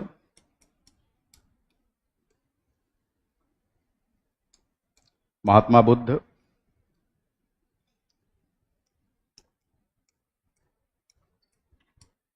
महावीर जैन, मनु इत्यादि बोलेंगे ना। ये सब लोग आधुनिक काल के हैं, मध्यकाल के हैं कि प्राचीन काल के? प्राचीन काल। अच्छा, सभी ने अपने अपने तरीके से सिद्धांत दिया, अपने अपने तरीके से। मनु ने मनुस्मृति के माध्यम से अपना सिद्धांत दिया, कौटिल्य ने अर्थशास्त्र के माध्यम से, क्योंकि कोई भी सिद्धांतकार अपने सिद्धांत अथवा विचारों को किसी न किसी टेक्स्ट के माध्यम से ही आने वाली पीढ़ियों को प्रसारित करता है। तो आप कह सकते हैं कि मनु एक सिद्धांतकार हैं, लेकिन आधुनिक दौर के नहीं है। कब के हैं? प्राचीन दौर के। और कहां के हैं? यूरोप के नहीं, भारत के। तो कहने का मतलब कि काल, स्थान और तीसरी बात, स्थान को ही हम आमतौर पे क्या बोलते हैं? देश या क्षेत्र, है ना। अच्छा, कौटिल्य को भी हम एक सिद्धांतकार या विचारक के रूप में लेते हैं। सिद्धांतकार अथवा विचारक, मैं केवल सिद्धांतकार लिख रहा हूं, आप चाहें तो सिद्धांतकार स्लाइस करके विचारक लिख सकते हैं। महात्मा बुद्ध, ये भी सिद्धांतकार अथवा विचारक। महावीर, महावीर जैन, सिद्धांतकार अथवा विचारक।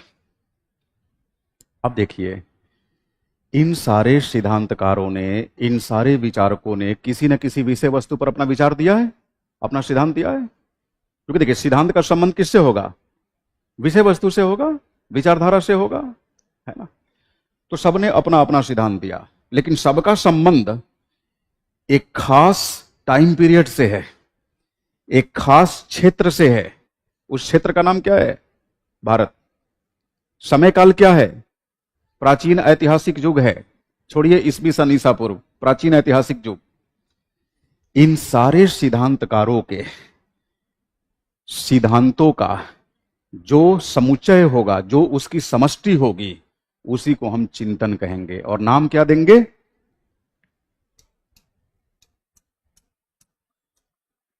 एक तो इनके साथ जुड़ा होगा प्राचीन, और दूसरा क्या जुड़ा होगा? भारत। पूरा नाम क्या होगा? प्राचीन भारतीय चिंतन।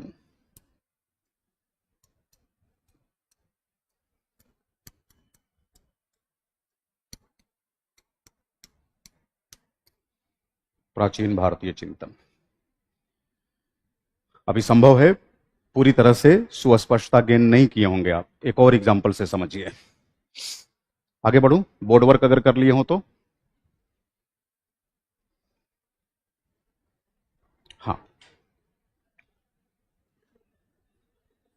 क्या चीज? आपकी आवाज ही समझ में नहीं आ रही है। हम लिख सकते हैं ना, बिल्कुल लिख सकते हैं, है ना। भारतीय परिप्रेक्ष्य में जो उनका चिंतन है ना, मतलब विचार है कह लीजिए। क्योंकि देखिए इसमें क्या मायने रखता है, देश, काल और परिस्थितियां। तो जब भी चिंतन की बात होती है तो चिंतन को, मतलब चिंतन एक व्यापक अवधारणा है, यानी किसी खास क्षेत्र के, किसी खास समय के जितने विचारक या सिद्धांतकार हैं, उनके विचारों अथवा सिद्धांतों के संग्रह को किस नाम से पुकारा जाता है? चिंतन। याद रहेगा? फिर से सुनिए, किसी क्षेत्र, किसी खास काल और उस काल की परिस्थितियों के अंदर जितने विचारक हुए, जितने सिद्धांतकार हुए, उनके सभी विचारों व सिद्धांतों के समुच्चय को, सेट को एक शब्द में क्या बोलते हैं? चिंतन। अब जैसे देखिए भारत में ही, ये तो आपने प्राचीन भारतीय चिंतन बोला। अब जैसे मान लीजिए मैं एग्जांपल दूं,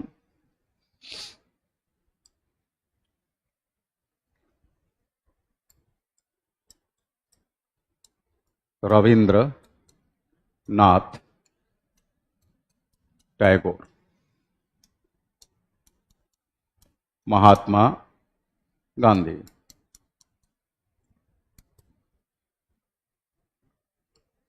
डॉक्टर बी आर अंबेडकर,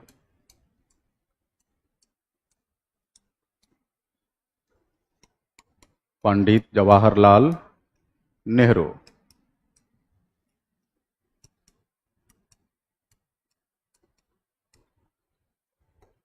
सरदार पटेल, एम एन रॉय, ज्योतिबा फुले, है ना।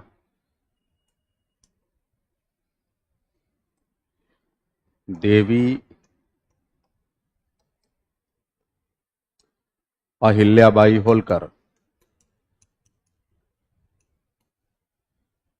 अरविंद घोष वगैरह वगैरह इत्यादि। अब बताइए, ये सारे के सारे लोगों ने अपने अपने तरीके से कोई ना कोई विचार या सिद्धांत दिया है। समझ रहे मेरी बात?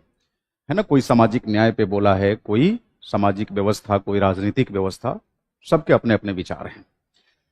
अच्छा, इन सभी के विचारों को एक साथ कलेक्ट कर दिया जाएगा। अच्छा, सभी का कार्यकाल क्या है? लगभग आधुनिक काल, है ना। इसमें से किसी को नहीं कहेंगे ना कि ये प्राचीन भारत या मध्यकालीन भारत से ताल्लुक रखते हैं, नहीं, ये आधुनिक काल से ताल्लुक रखते हैं, आधुनिक भारत से। तो आधुनिक भारत के इन सभी विचारकों अथवा सिद्धांतकारों के विचारों व सिद्धांतों का संकलन क्या कहलाएगा? चिंतन। और इस चिंतन को क्या क्या नाम देंगे आप? आधुनिक भारतीय चिंतन। ये बात समझ में आई? हाँ।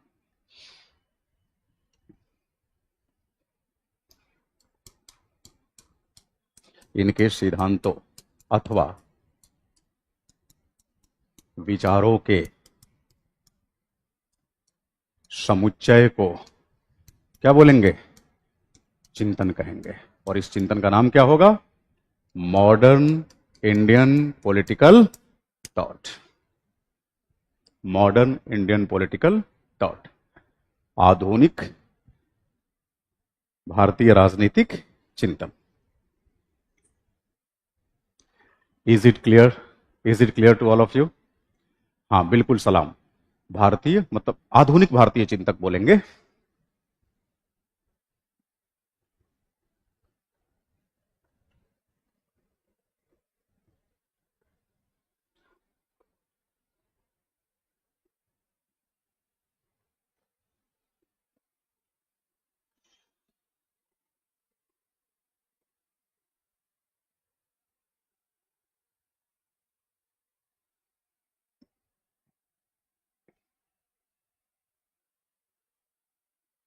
अब इसको एक लाइन में लिख लीजिए। उभयनिष्ठ, उभयनिष्ठ, उभयनिष्ठ क्षेत्र, उभयनिष्ठ क्षेत्र, काल तथा परिस्थितियों के दायरे में, उभयनिष्ठ क्षेत्र, काल तथा परिस्थितियों के दायरे में समस्त विचारकों एवं, समस्त विचारकों एवं सिद्धांतकारों के, समस्त विचारकों एवं सिद्धांतकारों के विचारों तथा सिद्धांतों के समुच्चय को, विचारों तथा सिद्धांतों के समुच्चय को चिंतन कहते हैं। अब अगला प्रश्न आप बताएंगे, मतलब अगला प्रश्न आपसे होगा मेरा। आप बता दें मुझे कि राजनीतिक सिद्धांत और राजनीतिक चिंतन को लेकर कौन सा समीकरण बनेगा। बड़े वाले वृत्त में किसे रखूं मैं, चिंतन को या सिद्धांत को? चिंतन को। और इसको सिद्धांत, क्योंकि एक क्षेत्र, एक ही काल, एक ही परिस्थितियों के अंदर जितने विचारक हुए, जितने विचारक, जितने सिद्धांतकार हुए, उन सभी के विचारों तथा सिद्धांतों के संग्रह को क्या बोला गया? चिंतन। तो चिंतन बड़ी अवधारणा हुई ना। तभी मैं क्या लिखवाया हूं? देश काल तथा परिस्थितियों की उभयनिष्ठता। अब जरा सोचिए, मैं कहूं इन सारे विचारकों के, इन सारे विचारकों को अगर प्लेस के स्थान पे देखा जाए, स्थान के आधार पे, तो इन सबका स्थान उभयनिष्ठ है कि नहीं? भारत, अरे भाई ये भी इंडियन, ये भी इंडियन, ये भी इंडियन, तो सबका स्थान तो उभयनिष्ठ हुआ। काल, आधुनिक काल के, तो काल की उभयनिष्ठता दिख रही कि नहीं? उभयनिष्ठता। और ध्यान रखिएगा, हर काल में परिस्थितियां बदल जाती है। मनु और कौटिल्य के समय जो परिस्थितियां हुआ करती होंगी, क्या वैसी परिस्थितियां इनके समय होंगी? नहीं। तो एक जैसे क्षेत्र, एक जैसी परिस्थितियां, एक जैसे काल यानी समय के अंदर जितने विचारक हैं, उन सभी विचारकों के विचारों को जब आपस में संकलित कर दिया जाता है तो किसका सृजन होता है? चिंतन का। चिंतन का। तो चिंतन एक व्यापक अवधारणा है, थॉट उसका एक, आई मीन थ्योरी उसका एक हिस्सा है। क्लियर है? हाँ, देखिए ऑनलाइन वाले स्टूडेंट जवाब दे रहे हैं चिंतन, गुड। यूट्यूब वाले बच्चों का कोई सवाल है? खास करके उनका जो ध्यान से लेक्चर सुन रहे हैं। कई लोग तो आपस में बातें कर रहे हैं, मैं देख रहा हूं। उभयनिष्ठ का मतलब कॉमन होता है। जैसे मेरा और आपका अभिषेक, हम दोनों का देश कॉमन है, भारत। समझ रहे मेरी बात? उभयनिष्ठ।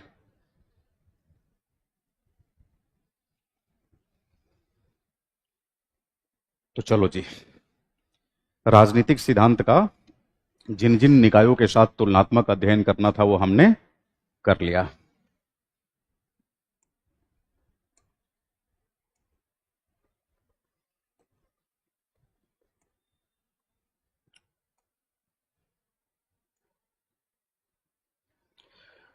राजनीतिक सिद्धांत बनाम राजनीति विज्ञान पढ़ लिया हमने, राजनीतिक सिद्धांत बनाम राजनीतिक दर्शन, और राजनीतिक सिद्धांत बनाम राजनीतिक चिंतन।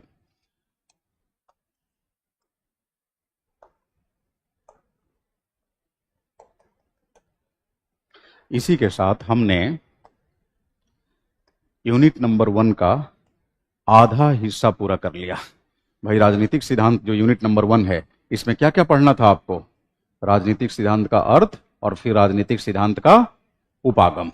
तो अर्थ टॉपिक जो पहला डायमेंशन है ये पूरा हो गया। अब हम किस डायमेंशन पे एंट्री करने वाले हैं? राजनीतिक सिद्धांत के उपागम। अब जरा इसको व्यवहारिक परिप्रेक्ष्य में फिर से मेरे साथ दोहराइए। राजनीतिक सिद्धांत का मतलब क्या हुआ? राज्य के प्रबंधन से जुड़े हुए मामलों का व्यवस्थित अध्ययन। अब व्यवस्थित अध्ययन करने के कौन कौन से दृष्टिकोण है, उन्हीं को हम बोलते हैं उपागम। समझ रहे मेरी बात? फिर से सुनो, यूनिट नंबर 1 का जो सेकंड डायमेंशन है उसमें हमें क्या पढ़ना है? राजनीतिक सिद्धांत के उपागम। उपागम का मतलब होता है अप्रोच, दृष्टिकोण, तौर तरीका। और राजनीतिक सिद्धांत का क्या मतलब है? राज्य के प्रबंधन से जुड़े हुए मामलों का व्यवस्थित अध्ययन। लेकिन व्यवस्थित अध्ययन करने के लिए कुछ तरकीबों का सहारा लेंगे ना, टेक्निक्स का सहारा लेंगे। ये उपागम कुछ और नहीं है, बल्कि राज्य के प्रबंधन से जुड़े हुए मामलों के अध्ययन के अलग अलग तौर तरीके हैं। समझ पा रहे हैं इस बात को? हाँ, तो अब इस टॉपिक में आगे बढ़े। हाँ, मतलब देखो, ह्यूमैनिटीज के सब्जेक्ट्स ये इतने व्यवहारिक हैं कि जो चीजें आप पढ़ेंगे खुली आंखों से भी और बंद आंखों से भी साफ साफ देख पाएंगे, है ना। कई लोग पूरा राजनीतिक सिद्धांत, अर्थ, उपागम सब रट मारे और सामान्य सी बात बोल दीजिए कि भाई व्यवहार में राजनीतिक सिद्धांत का क्या मतलब है, जरा मुझे इशारे में दिखाओ, मैं देखना चाहता हूं। तो क्या बोलेंगे? अरे यही भाई, देश की जो राजनीतिक संस्थाएं हैं उनकी जो कार्य प्रणाली है, इन्हीं सब का अध्ययन, ठीक ढंग से अध्ययन, इसी को राजनीतिक सिद्धांत कहते हैं। तो राजनीतिक सिद्धांत का काम क्या होता है? राज्य तथा उससे जुड़ी हुई संस्थाओं के व्यवस्थित अध्ययन को अंजाम देना, यह राजनीतिक सिद्धांत का काम है। और इस अध्ययन को अंजाम देने के लिए जिन जिन तरीकों का इस्तेमाल होता है, जिन जिन प्रायोगिक विधियों का इस्तेमाल होता है, उसे क्या बोलते हैं? उपागम। अब कभी नहीं भूलेंगे। हाँ, देखो, एक बार समझ विकसित हो जाने के बाद फिर आपको एक ही काम करना है, अपनी राइटिंग स्पीड को बढ़ाना है। और इसके कई सारे तरीके हैं। एक तो इस विषय क्षेत्र के दायरे में भी बढ़ा सकते हैं, और दूसरा, नियमित रूप से न्यूज़पेपर तो आप पढ़ते ही होंगे, नहीं भी पढ़ते होंगे तो मैं आपसे अपेक्षा करता हूं कि जल्दी ही पढ़ना शुरू कर देंगे। मान लीजिए किसी मुद्दे पर आपने एडिटोरियल पढ़ा, जितना भी आपने समझा, सपोज 1000 शब्दों का एडिटोरियल है, कम से कम उसका क्रक्स 200-250 शब्दों में आपने समझ ही लिया होगा। न्यूज़पेपर को किनारे करिए, व्हाइट शीट लीजिए कार्डबोर्ड पे, अब बस उस एडिटोरियल का टॉपिक लिखिए और जितना आपने समझा है उसको तेजी से लिखने की कोशिश करिए। आप देखिए, आपकी कंप्रहेंशन स्किल भी डेवलप होगी और राइटिंग स्पीड बढ़ेगी। जब एक बार राइटिंग स्पीड बढ़ जाती है तो फिर उसी के अंदर हम सुधार लाते हैं। क्या सुधार लाते हैं? यह कि स्पीड में लिखते हुए भी हमारी राइटिंग लेजिबल बनी रहे। लेजिबल मतलब रीडेबल। और जिस दिन ये आर्ट आपकी डेवलप हो गई तो फिर तो क्लास के आधार पर ही आप एग्जाम में धमाल मचा देंगे, क्योंकि एग्जाम के प्रश्नों का उत्तर लिखने के लिए बहुत ज्यादा सब्सटेंस की जरूरत नहीं है। तय मानिए, हमें कई बार लगता है कि ये प्रश्न बड़ा जटिल है। ये तब लगता है ना जब हम सिलेबस ढंग से पढ़े ही नहीं होते। ढंग से आप सिलेबस पढ़ेंगे तो आपको लगेगा कि यार, परीक्षा की जितनी रिक्वायरमेंट थी उससे तो कई गुना ज्यादा हम पढ़ चुके हैं। फर्जी का समय खराब किया, उससे बढ़िया थोड़ा राइटिंग स्किल पे काम कर लेते, 2-4 नंबर और बढ़ जाता। समझ रहे मेरी बात?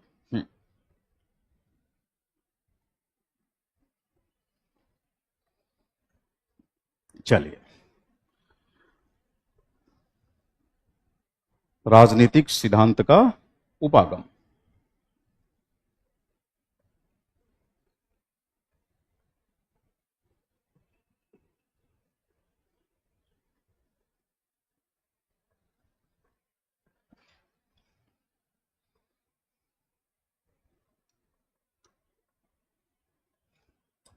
Dimension number 2।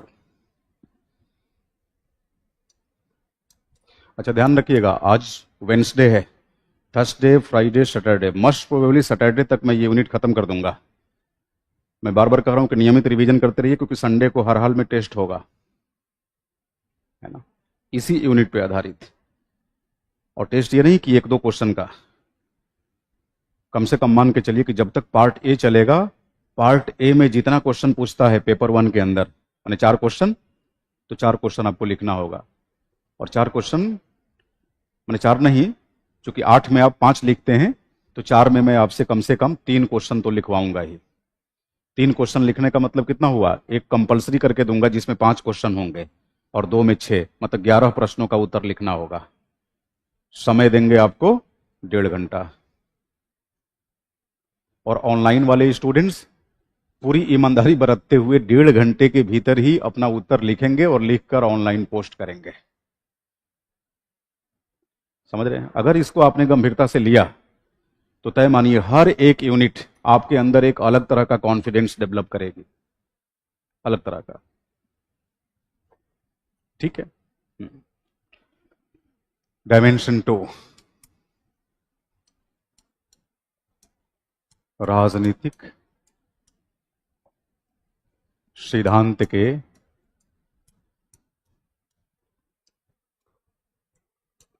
विभिन्न उपागम।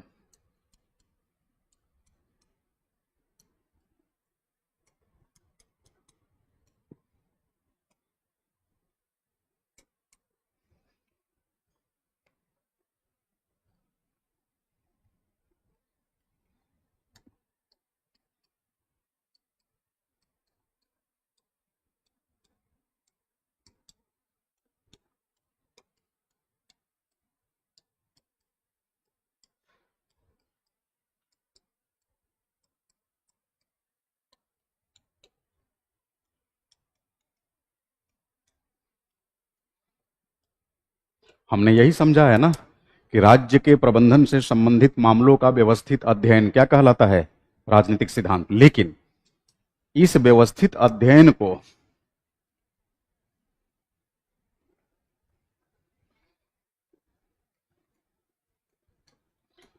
जिन प्रणालियों के माध्यम से,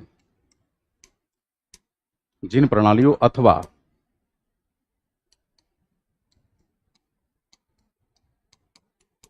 दृष्टिकोणों के माध्यम से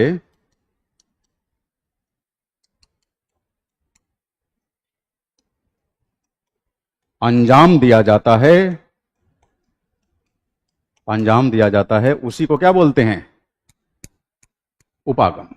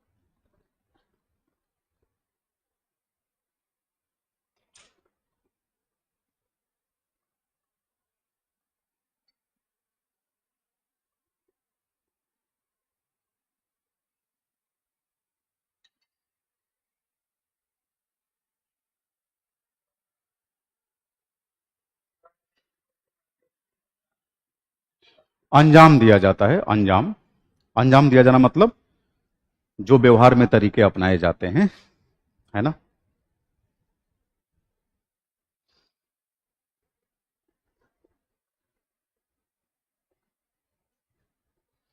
तो अब चले हम उपागमों की तरफ। ठीक।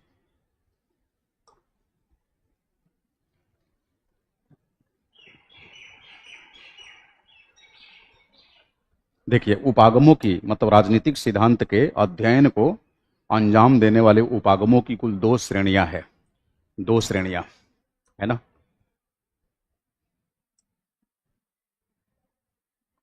पहली श्रेणी के उपागमों को हम क्या बोलते हैं? परंपरागत अथवा शास्त्रीय अथवा प्राचीन उपागम। परंपरागत अथवा शास्त्रीय अथवा प्राचीन उपागम।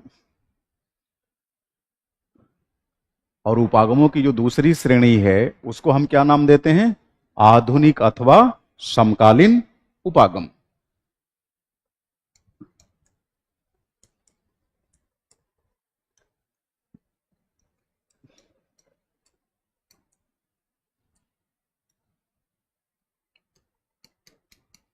आधुनिक अथवा समकालीन उपागम।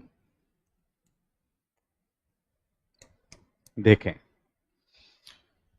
राजनीतिक सिद्धांत के अध्ययन के उपागमों अथवा दृष्टिकोणों का बंटवारा एक खास कालखंड के माध्यम से किया गया, और वो कालखंड है सेकेंड वर्ल्ड वॉर, द्वितीय विश्व युद्ध।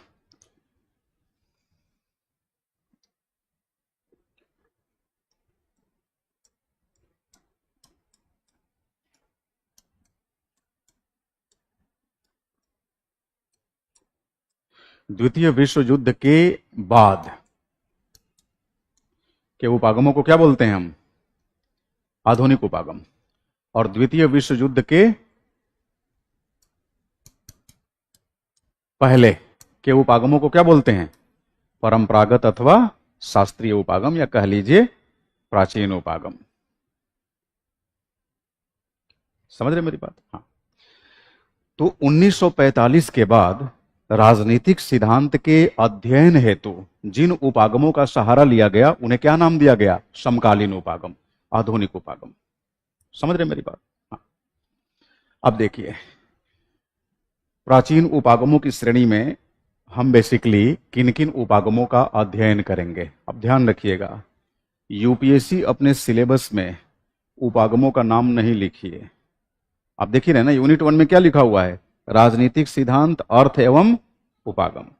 तो अब बेसिकली हम उपागम का जायजा प्रीवियस ईयर क्वेश्चंस को ही आधार बनाकर लेते हैं, और इस कड़ी में पाते हैं कि प्राचीन उपागमों के अंदर 3-4 उपागम ऐसे हैं जिन्हें हमें गंभीरता से लेना होता है। इसमें एक है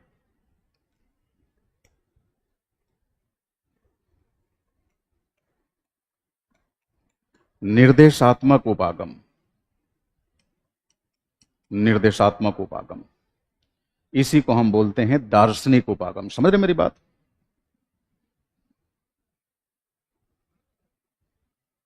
निर्देशात्मक उपागम अथवा दार्शनिक उपागम। अंग्रेजी में इसे क्या लिखते हैं?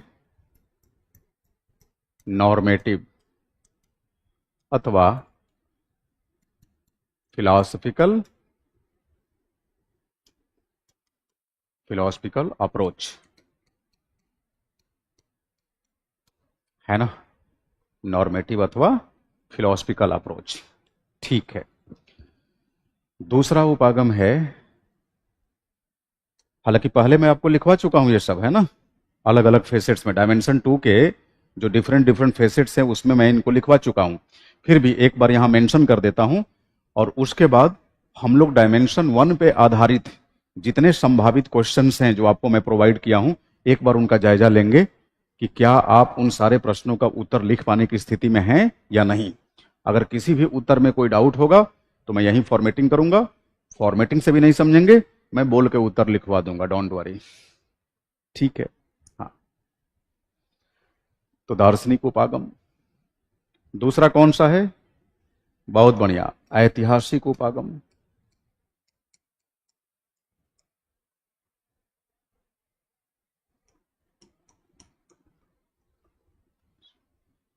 ऐतिहासिक उपागम, हमने आपको बताया होगा कि ऐतिहासिक उपागम को पढ़ने की 2 उपविधियां हैं, है ना? एक पाठ्यमूलक विधि और दूसरी सांदर्भिक, यानी textual technique and contextual technique.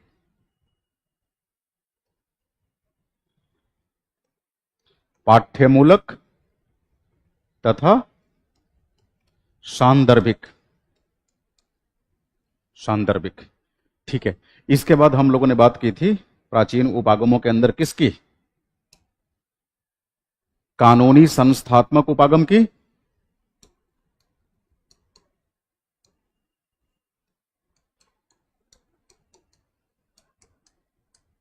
कानूनी संस्थात्मक उपागम।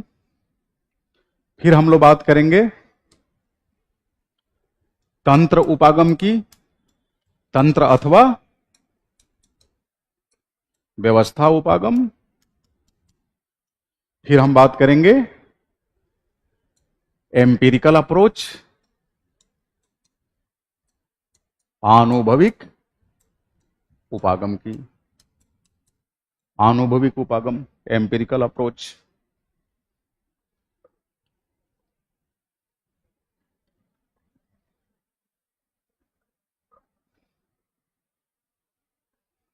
है ना।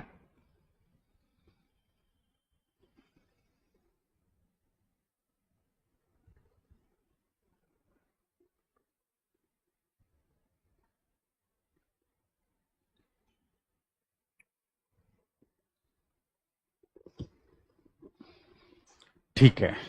अच्छा, आधुनिक उपागमों के अंदर हम किसके बारे में पढ़ने वाले हैं? आधुनिक अथवा समकालीन उपागमों की श्रेणी में दो उपागमों के बारे में पढ़ेंगे। कौन कौन सा?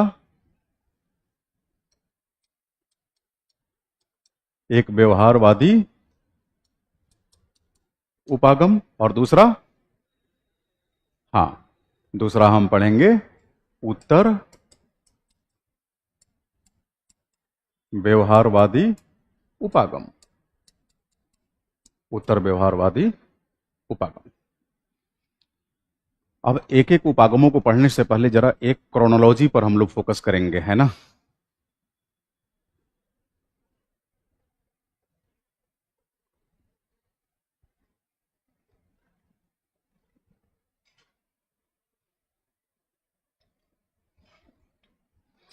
देखिए, पीछे करूं इसको। हाँ,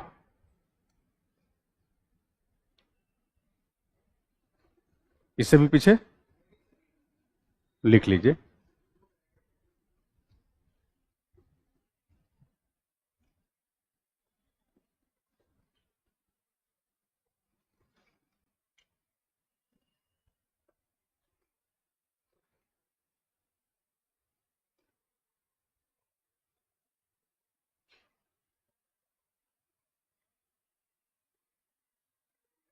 ठीक।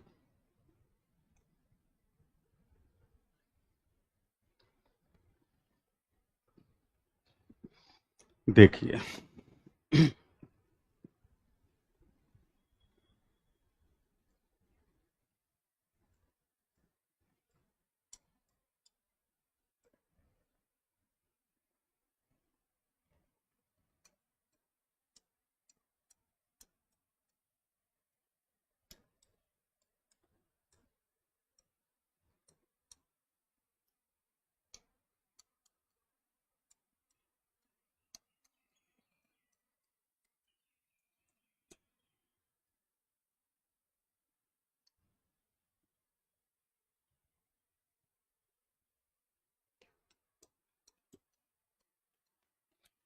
द्वितीय विश्व युद्ध समाप्त होने से पहले तक राजनीतिक सिद्धांत के उपागमों के लिहाज से, है ना, शास्त्रीय दृष्टिकोण को अपनाया जा रहा था कि आधुनिक दृष्टिकोण?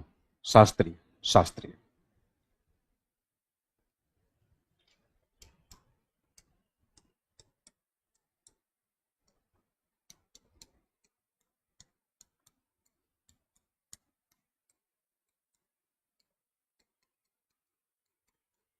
शास्त्रीय मतलब परंपरागत, पुराने।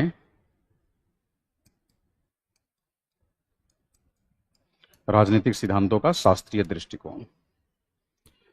अब देखिए, राजनीतिक सिद्धांत का व्यवहारिक मतलब क्या है? राज्य के प्रबंधन से जुड़े हुए मामलों का व्यवस्थित अध्ययन।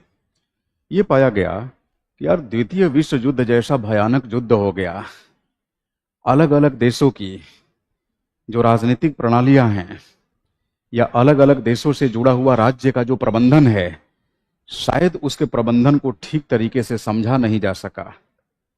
तभी तो द्वितीय विश्व युद्ध जैसा भयानक युद्ध हो गया। इसका मतलब कि राजनीतिक सिद्धांत यानी राज्य के प्रबंधन से जुड़े हुए मामलों के अध्ययन का जो तौर तरीका रहा अभी तक, अब वो घिसा पीटा हो चुका है। समझ रहे हो मेरी बात? वो घिसा पीटा हो चुका है, उसमें बदलाव होना चाहिए। तो ये पाया गया कि मानो राजनीतिक सिद्धांत का क्या हो गया? अंत हो गया। द्वितीय विश्व युद्ध घटित होने के साथ ही राजनीति वैज्ञानिकों के बीच या राजनीतिक सिद्धांतकारों के बीच इस बात को लेकर चर्चा होने लगी कि कहीं ना कहीं हम शासनिक प्रणालियों के स्वरूप, उनके कृत्य इत्यादि के अध्ययन में विफल साबित हो रहे हैं। भाई, वर्ल्ड पॉलिटिक्स में कौन भाग लेता है? Nation states. यथार्थवाद तो यही कहता है, नेशन स्टेट्स यानी अलग अलग देश। और विश्व युद्ध किसके बीच होता है?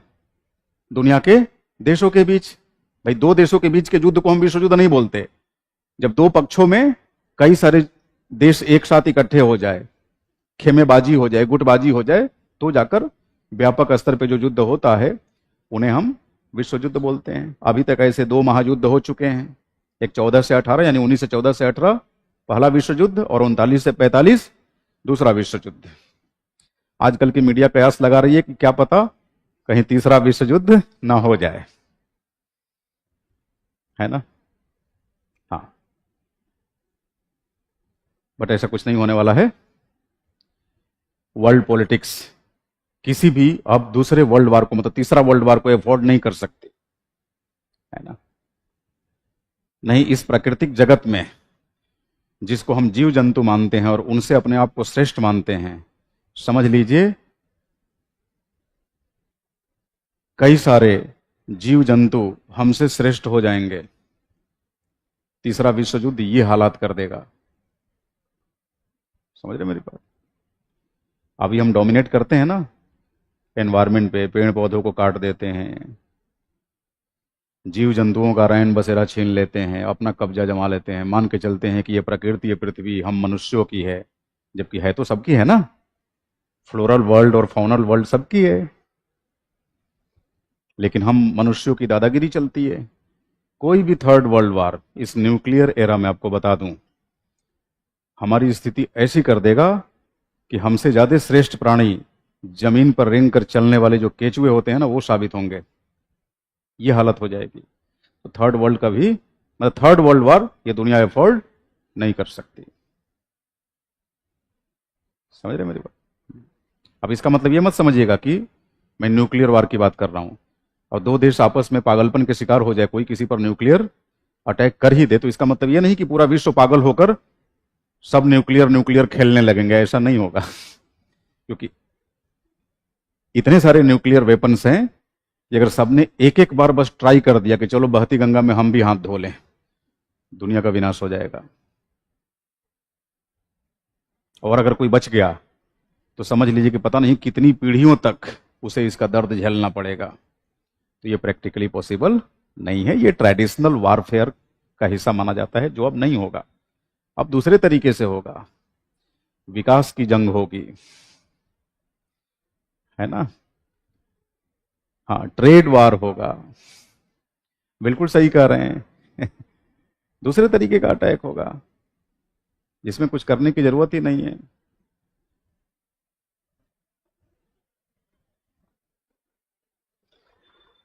तुलसीराम का कहना है कि सर हमारे हैंड में टैटू बना है, क्या हम एसडीएम, रेवेन्यू ऑफिसर जैसे पद में सेलेक्ट हो सकते हैं? बीपीएससी में कोई प्रॉब्लम तो नहीं है? कोई प्रॉब्लम नहीं है, बस टैटू हाथ में है ना। अब ऐसा नहीं है कि चेहरे पे टैटू बनवा लीजिए ताकि इंटरव्यूअर जो होगा वो देखते ही चौंक जाएगा कि ये कौन आ गया। बस ऐसा ना हो, मतलब चौंकने वाला एक्सपीरियंस पैदा ना हो सामने वाले को, तो कोई दिक्कत नहीं है, जम के टैटू बनवाइए, है ना? ये तो बड़ा यूनिक क्वेश्चन था। चलिए, तो द्वितीय विश्व युद्ध का अंत हुआ 1945 में। यहां तक आते आते राजनीति विज्ञान के विशेष क्षेत्र से जुड़े जितने विद्वान थे, विचारक थे, उन्होंने आपस में मंथन किया और ये पाया कि भाई अब राजनीतिक परिक्षेत्र में जो परंपरागत राजनीतिक सिद्धांत थे उनकी कहानी खत्म हो चुकी है, अब वो किसी काम के नहीं बचे। तो ये मान लिया गया कि राजनीतिक सिद्धांत का क्या हो गया? अंत हो गया। यहां तक आते आते यह प्रमाणित हो गया कि there is an end of political theory.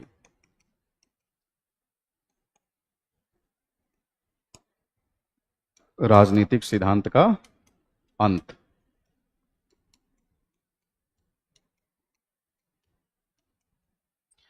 फिर से सुनिए, राजनीतिक सिद्धांत के अंत का मतलब हुआ कि द्वितीय विश्व युद्ध घटित होते होते, है ना, यह पाया गया कि राजनीतिक सिद्धांत अपने परंपरागत स्वरूप में अब किसी काम के नहीं रहे।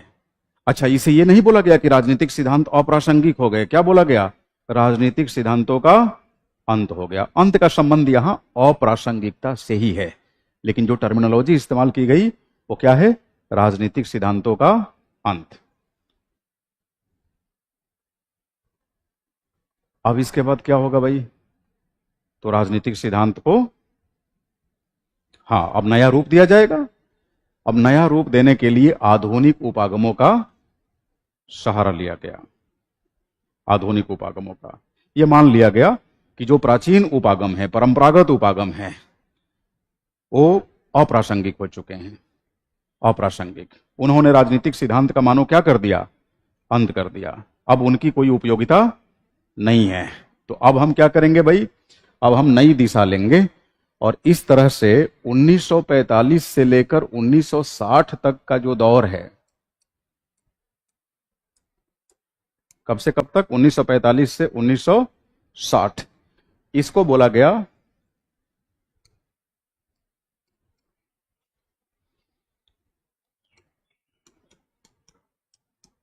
राजनीतिक सिद्धांत के क्षेत्र में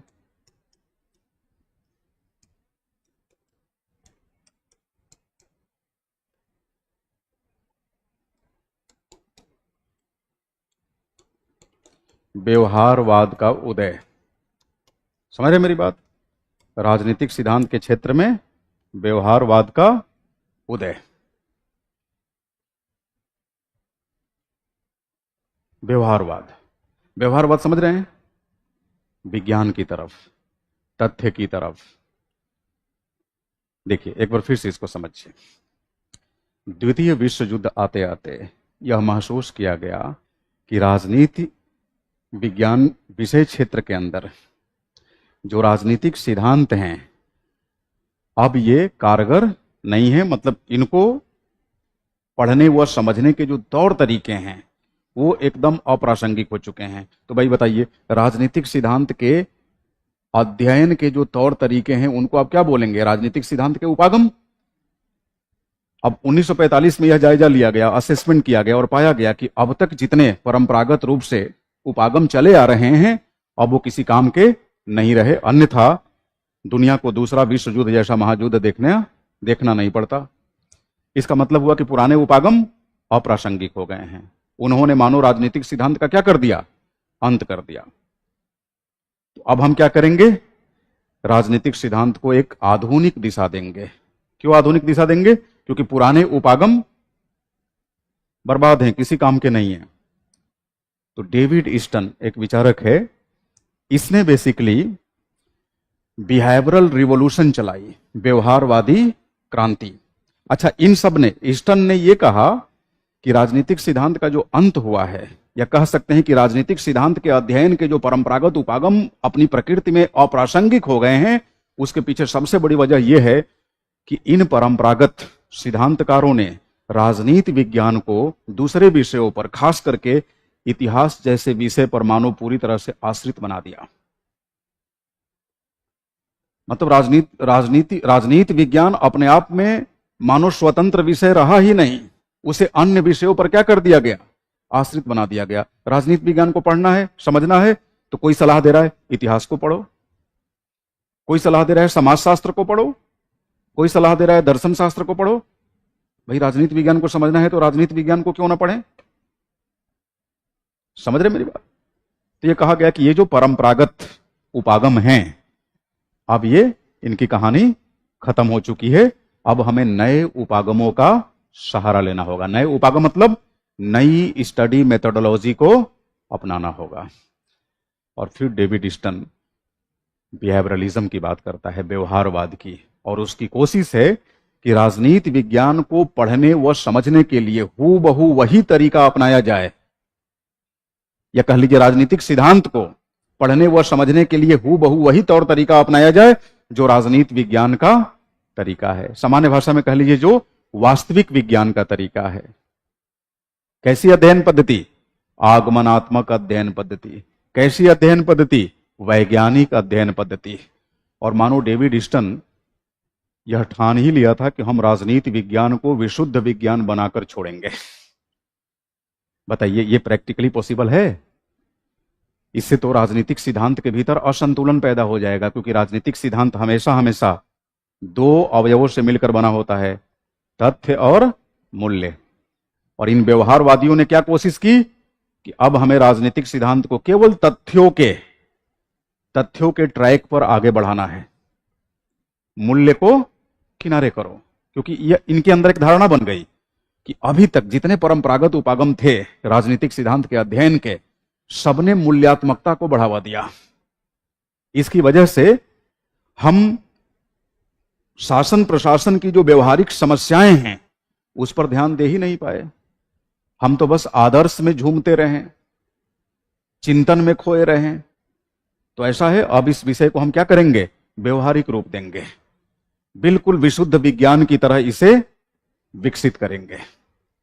अब इसमें क्या हुआ कि पूरा 1945 से 60 तक का जो दौर था, वो राजनीतिक सिद्धांत के अंदर किसकी प्रधानता को शो करता है, किसकी प्रधानता को प्रदर्शित करता है, तथ्य की प्रधानता या मूल्य की प्रधानता?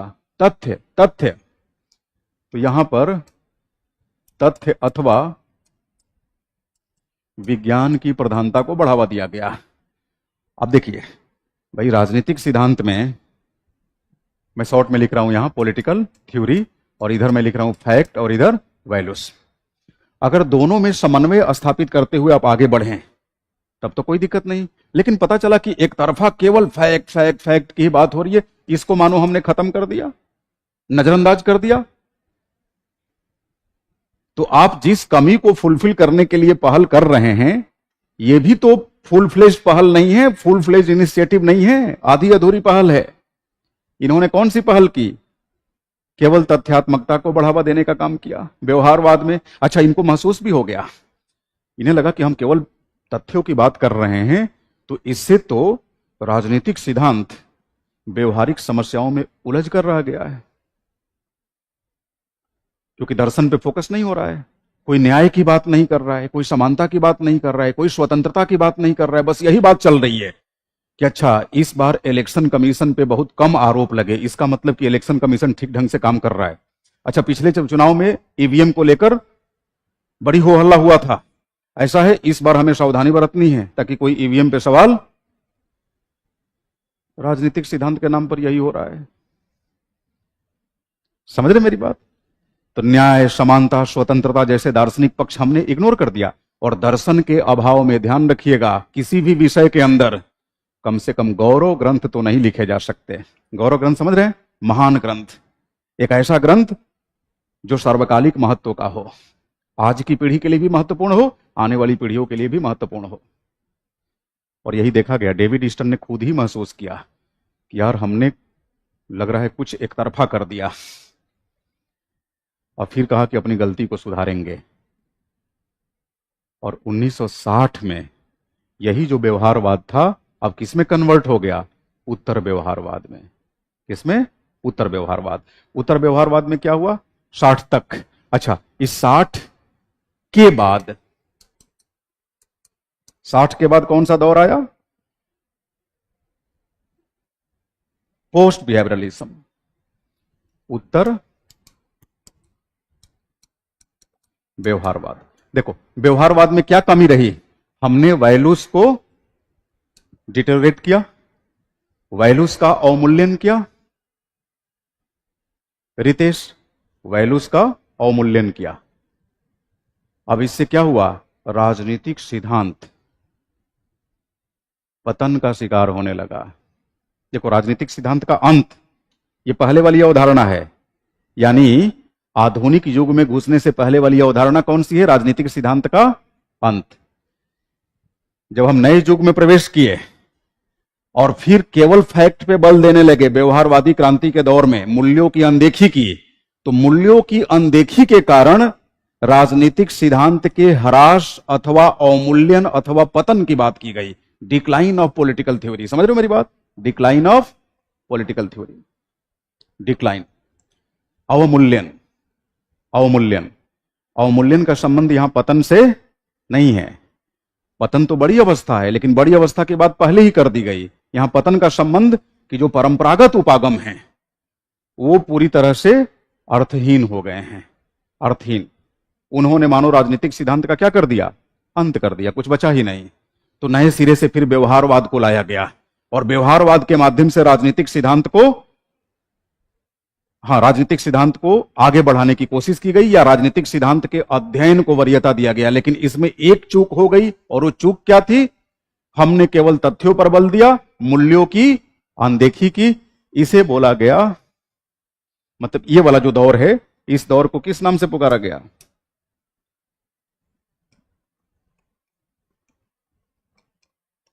राजनीतिक सिद्धांत का क्षय अथवा अवमूल्यन, क्षय अथवा अवमूल्यन। और फिर जब 1960 के बाद, 1960 के बाद क्या किया गया, अब राजनीतिक सिद्धांत में फिर से मूल्यों की तरफ वापस लौटा गया, क्योंकि इन्होंने पा लिया कि एक तरफा चलने से राजनीतिक सिद्धांत के साथ न्याय नहीं हो पाएगा। समझ रहे मेरी बात? तो अब यहां पर उत्तर व्यवहारवाद में तथ्यों के साथ साथ किसको, मूल्य को भी वरीयता दिया जाने लगा। अब तथ्य मूल्य समन्वय की बात की जाने लगी। इसे बोला गया राजनीतिक सिद्धांत का पुनर्जीवन, रिवाइवल ऑफ पॉलिटिकल थ्योरी। क्या बोला गया इसे, रिवाइवल ऑफ पॉलिटिकल थ्योरी।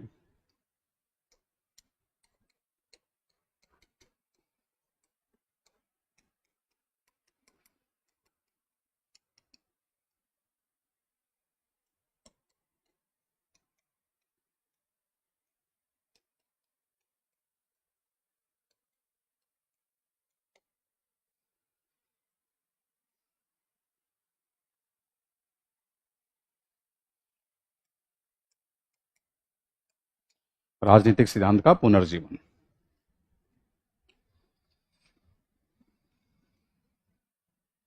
तो देखिए, इन तीनों का क्रम याद रखिएगा, नहीं तो आप खुद में ही कंफ्यूज हो जाएंगे कई बार।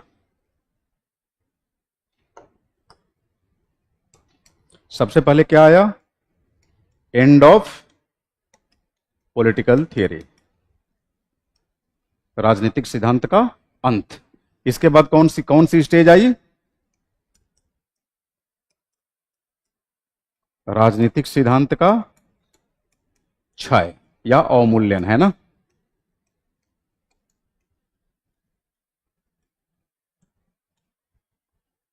देखो, प्रासंगिकता में कमी क्षय अथवा अवमूल्यन को दर्शाती है।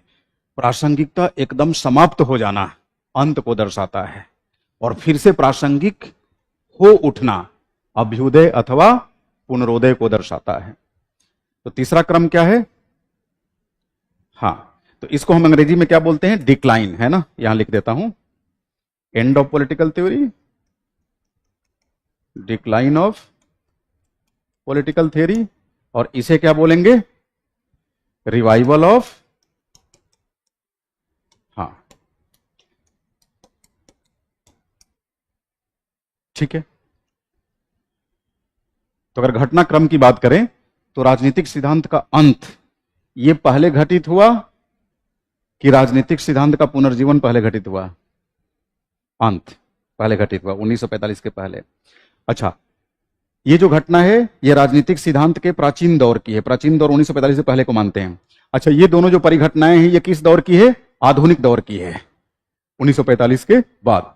अच्छा, राजनीतिक सिद्धांत का अवमूल्यन अथवा क्षय, इसका दौर केवल 15 वर्ष तक का रहा, 1945 से 60, व्यवहारवाद तक। और 60 के बाद कौन सा दौर आता है, हाँ, क्लियर है ये बात, हाँ, बिल्कुल स्नेहा, एंड को ही डिक्लाइन बोलते हैं।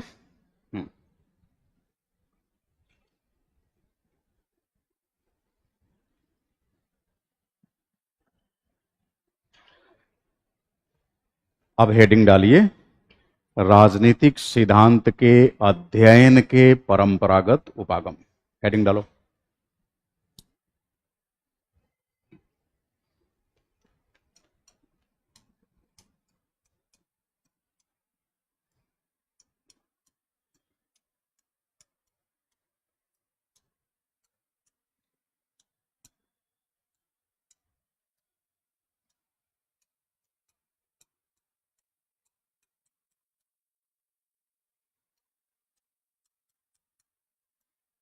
इस कड़ी में हम पहला उपागम कौन सा पढ़ेंगे?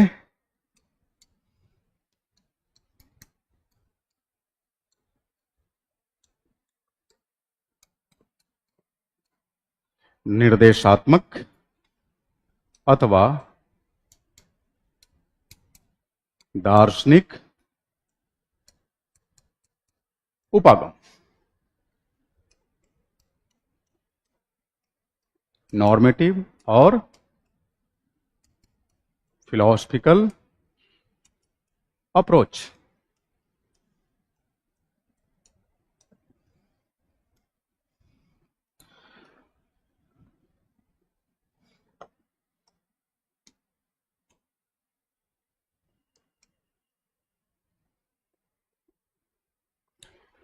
तो कल जब हम लोग क्लास में मिलेंगे तो यहीं से टॉपिक की शुरुआत करेंगे।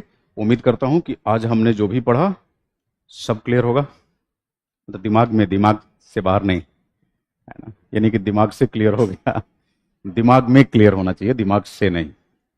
अच्छा, इस पे जरा क्वेश्चन खोलिए। तो क्वेश्चन शुरुआत में जब कॉन्फ़िगरेशन दिया था उस समय का, हाँ शुरू का देखिए। डायमेंशन 1 के सारे क्वेश्चन कर पा रहे हैं कि नहीं, आप जरा देखिए। डायमेंशन 1 के सारे क्वेश्चन हो जा रहे हैं। अब कौन कौन से क्वेश्चन रह गए हैं जो लगता है कि अभी जितना आपने पढ़ा उसके आधार पे उनको हल नहीं कर सकते? शायद डायमेंशन 2 से संबंधित प्रश्न ही होंगे। जरा बोलिए, डायमेंशन 2 से संबंधित पहला प्रश्न कौन सा है? सलाम, दीपक, स्नेहा। जो एक टिप्पणी टाइप क्वेश्चन था, है ना, कि दार्शनिक निर्देशात्मक उपागम, व्यवस्था उपागम इत्यादि पर टिप्पणी करें, तो हम लोग पढ़ेंगे तो कर ही लेंगे। अगला क्वेश्चन देखिए। हाँ, राजनीतिक सिद्धांत कोई पलायन तंत्र नहीं है, बल्कि एक कठिन या कठोर आह्वान है। जैसे आप निर्देशात्मक उपागम पढ़ेंगे ये क्वेश्चन आप लिख पाएंगे, है ना। दार्शनिक उपागम पढ़ने के बाद ही इस क्वेश्चन को लिख लेंगे आप, कहीं कोई समस्या नहीं आएगी। और कोई क्वेश्चन है? हाँ, व्यवहारवाद की ही क्या है, कंटिन्यूटी है। हमको तो लग रहा है कि अभी के डिस्कशन के आधार पर ही इस क्वेश्चन को आप समझ पा रहे होंगे। कंटिन्यूटी है कि नहीं बताइए। व्यवहारवाद में क्या हुआ, तथ्यों पर बल दिया गया, और आगे चलकर लगा कि नहीं हम तो मूल्यों की अनदेखी कर रहे हैं, तो फिर मूल्यों को भी शामिल किया गया। मूल्यों को शामिल करने का मतलब यह थोड़ी हुआ कि अब तथ्यों को खारिज कर दिया गया, नहीं, तथ्य को बनाए रखा गया और साथ में मूल्यों पर, तो कंटिन्यूटी ही है। हाँ, चलिए, तो कल की क्लास में जब हम लोग मिलेंगे तो उससे पहले मेक श्योर कि अब तक जो 3 लेक्चर हुए हैं, तीनों लेक्चर का क्लास नोट्स आप रिवाइज करके आएंगे। और कैसे रिवाइज करेंगे? लेक्चर 1 से रिवीजन होगा, तो जब आज शाम में या जिस समय भी, मतलब कल की क्लास में आने से पहले आप रिवीजन करेंगे तो आपके रिवीजन का ये तरीका होगा: L1, L2, L3। L1 अभी तक 2 बार आप रिवाइज कर चुके होंगे, L2 1 बार, मतलब कल। अब आज L3 भी रिवाइज करेंगे क्योंकि आपको चौथा लेक्चर अटेंड करने कल आना है। ध्यान रखिएगा, इसी पैटर्न पे आपको पढ़ना है। अब जरा सोचें, आज केवल L3 रिवाइज करेंगे कि L1 को भी करेंगे? L1 को, फिर L2 को, फिर L3। तो आज का लेक्चर भले आप 1 बार रिवाइज करेंगे, लेकिन कल वाला लेक्चर 2 बार रिवाइज हो चुका रहेगा और परसों वाला 3 बार। जरा सोचिए, 7-8 बार अगर ऐसे ही हो गया एक लेक्चर पे, तो आपको नहीं लगता कि जैसे नोटबुक खोलेंगे उसके मेन पॉइंट्स को आपकी आंखें खुद ही स्कैन कर लेगी, पढ़ना भी नहीं पड़ेगा? और इसी अप्रोच के साथ चलिए, फिर देखिए कैसे धमाल होता है। आज के लिए इतना ही। Thank you so much.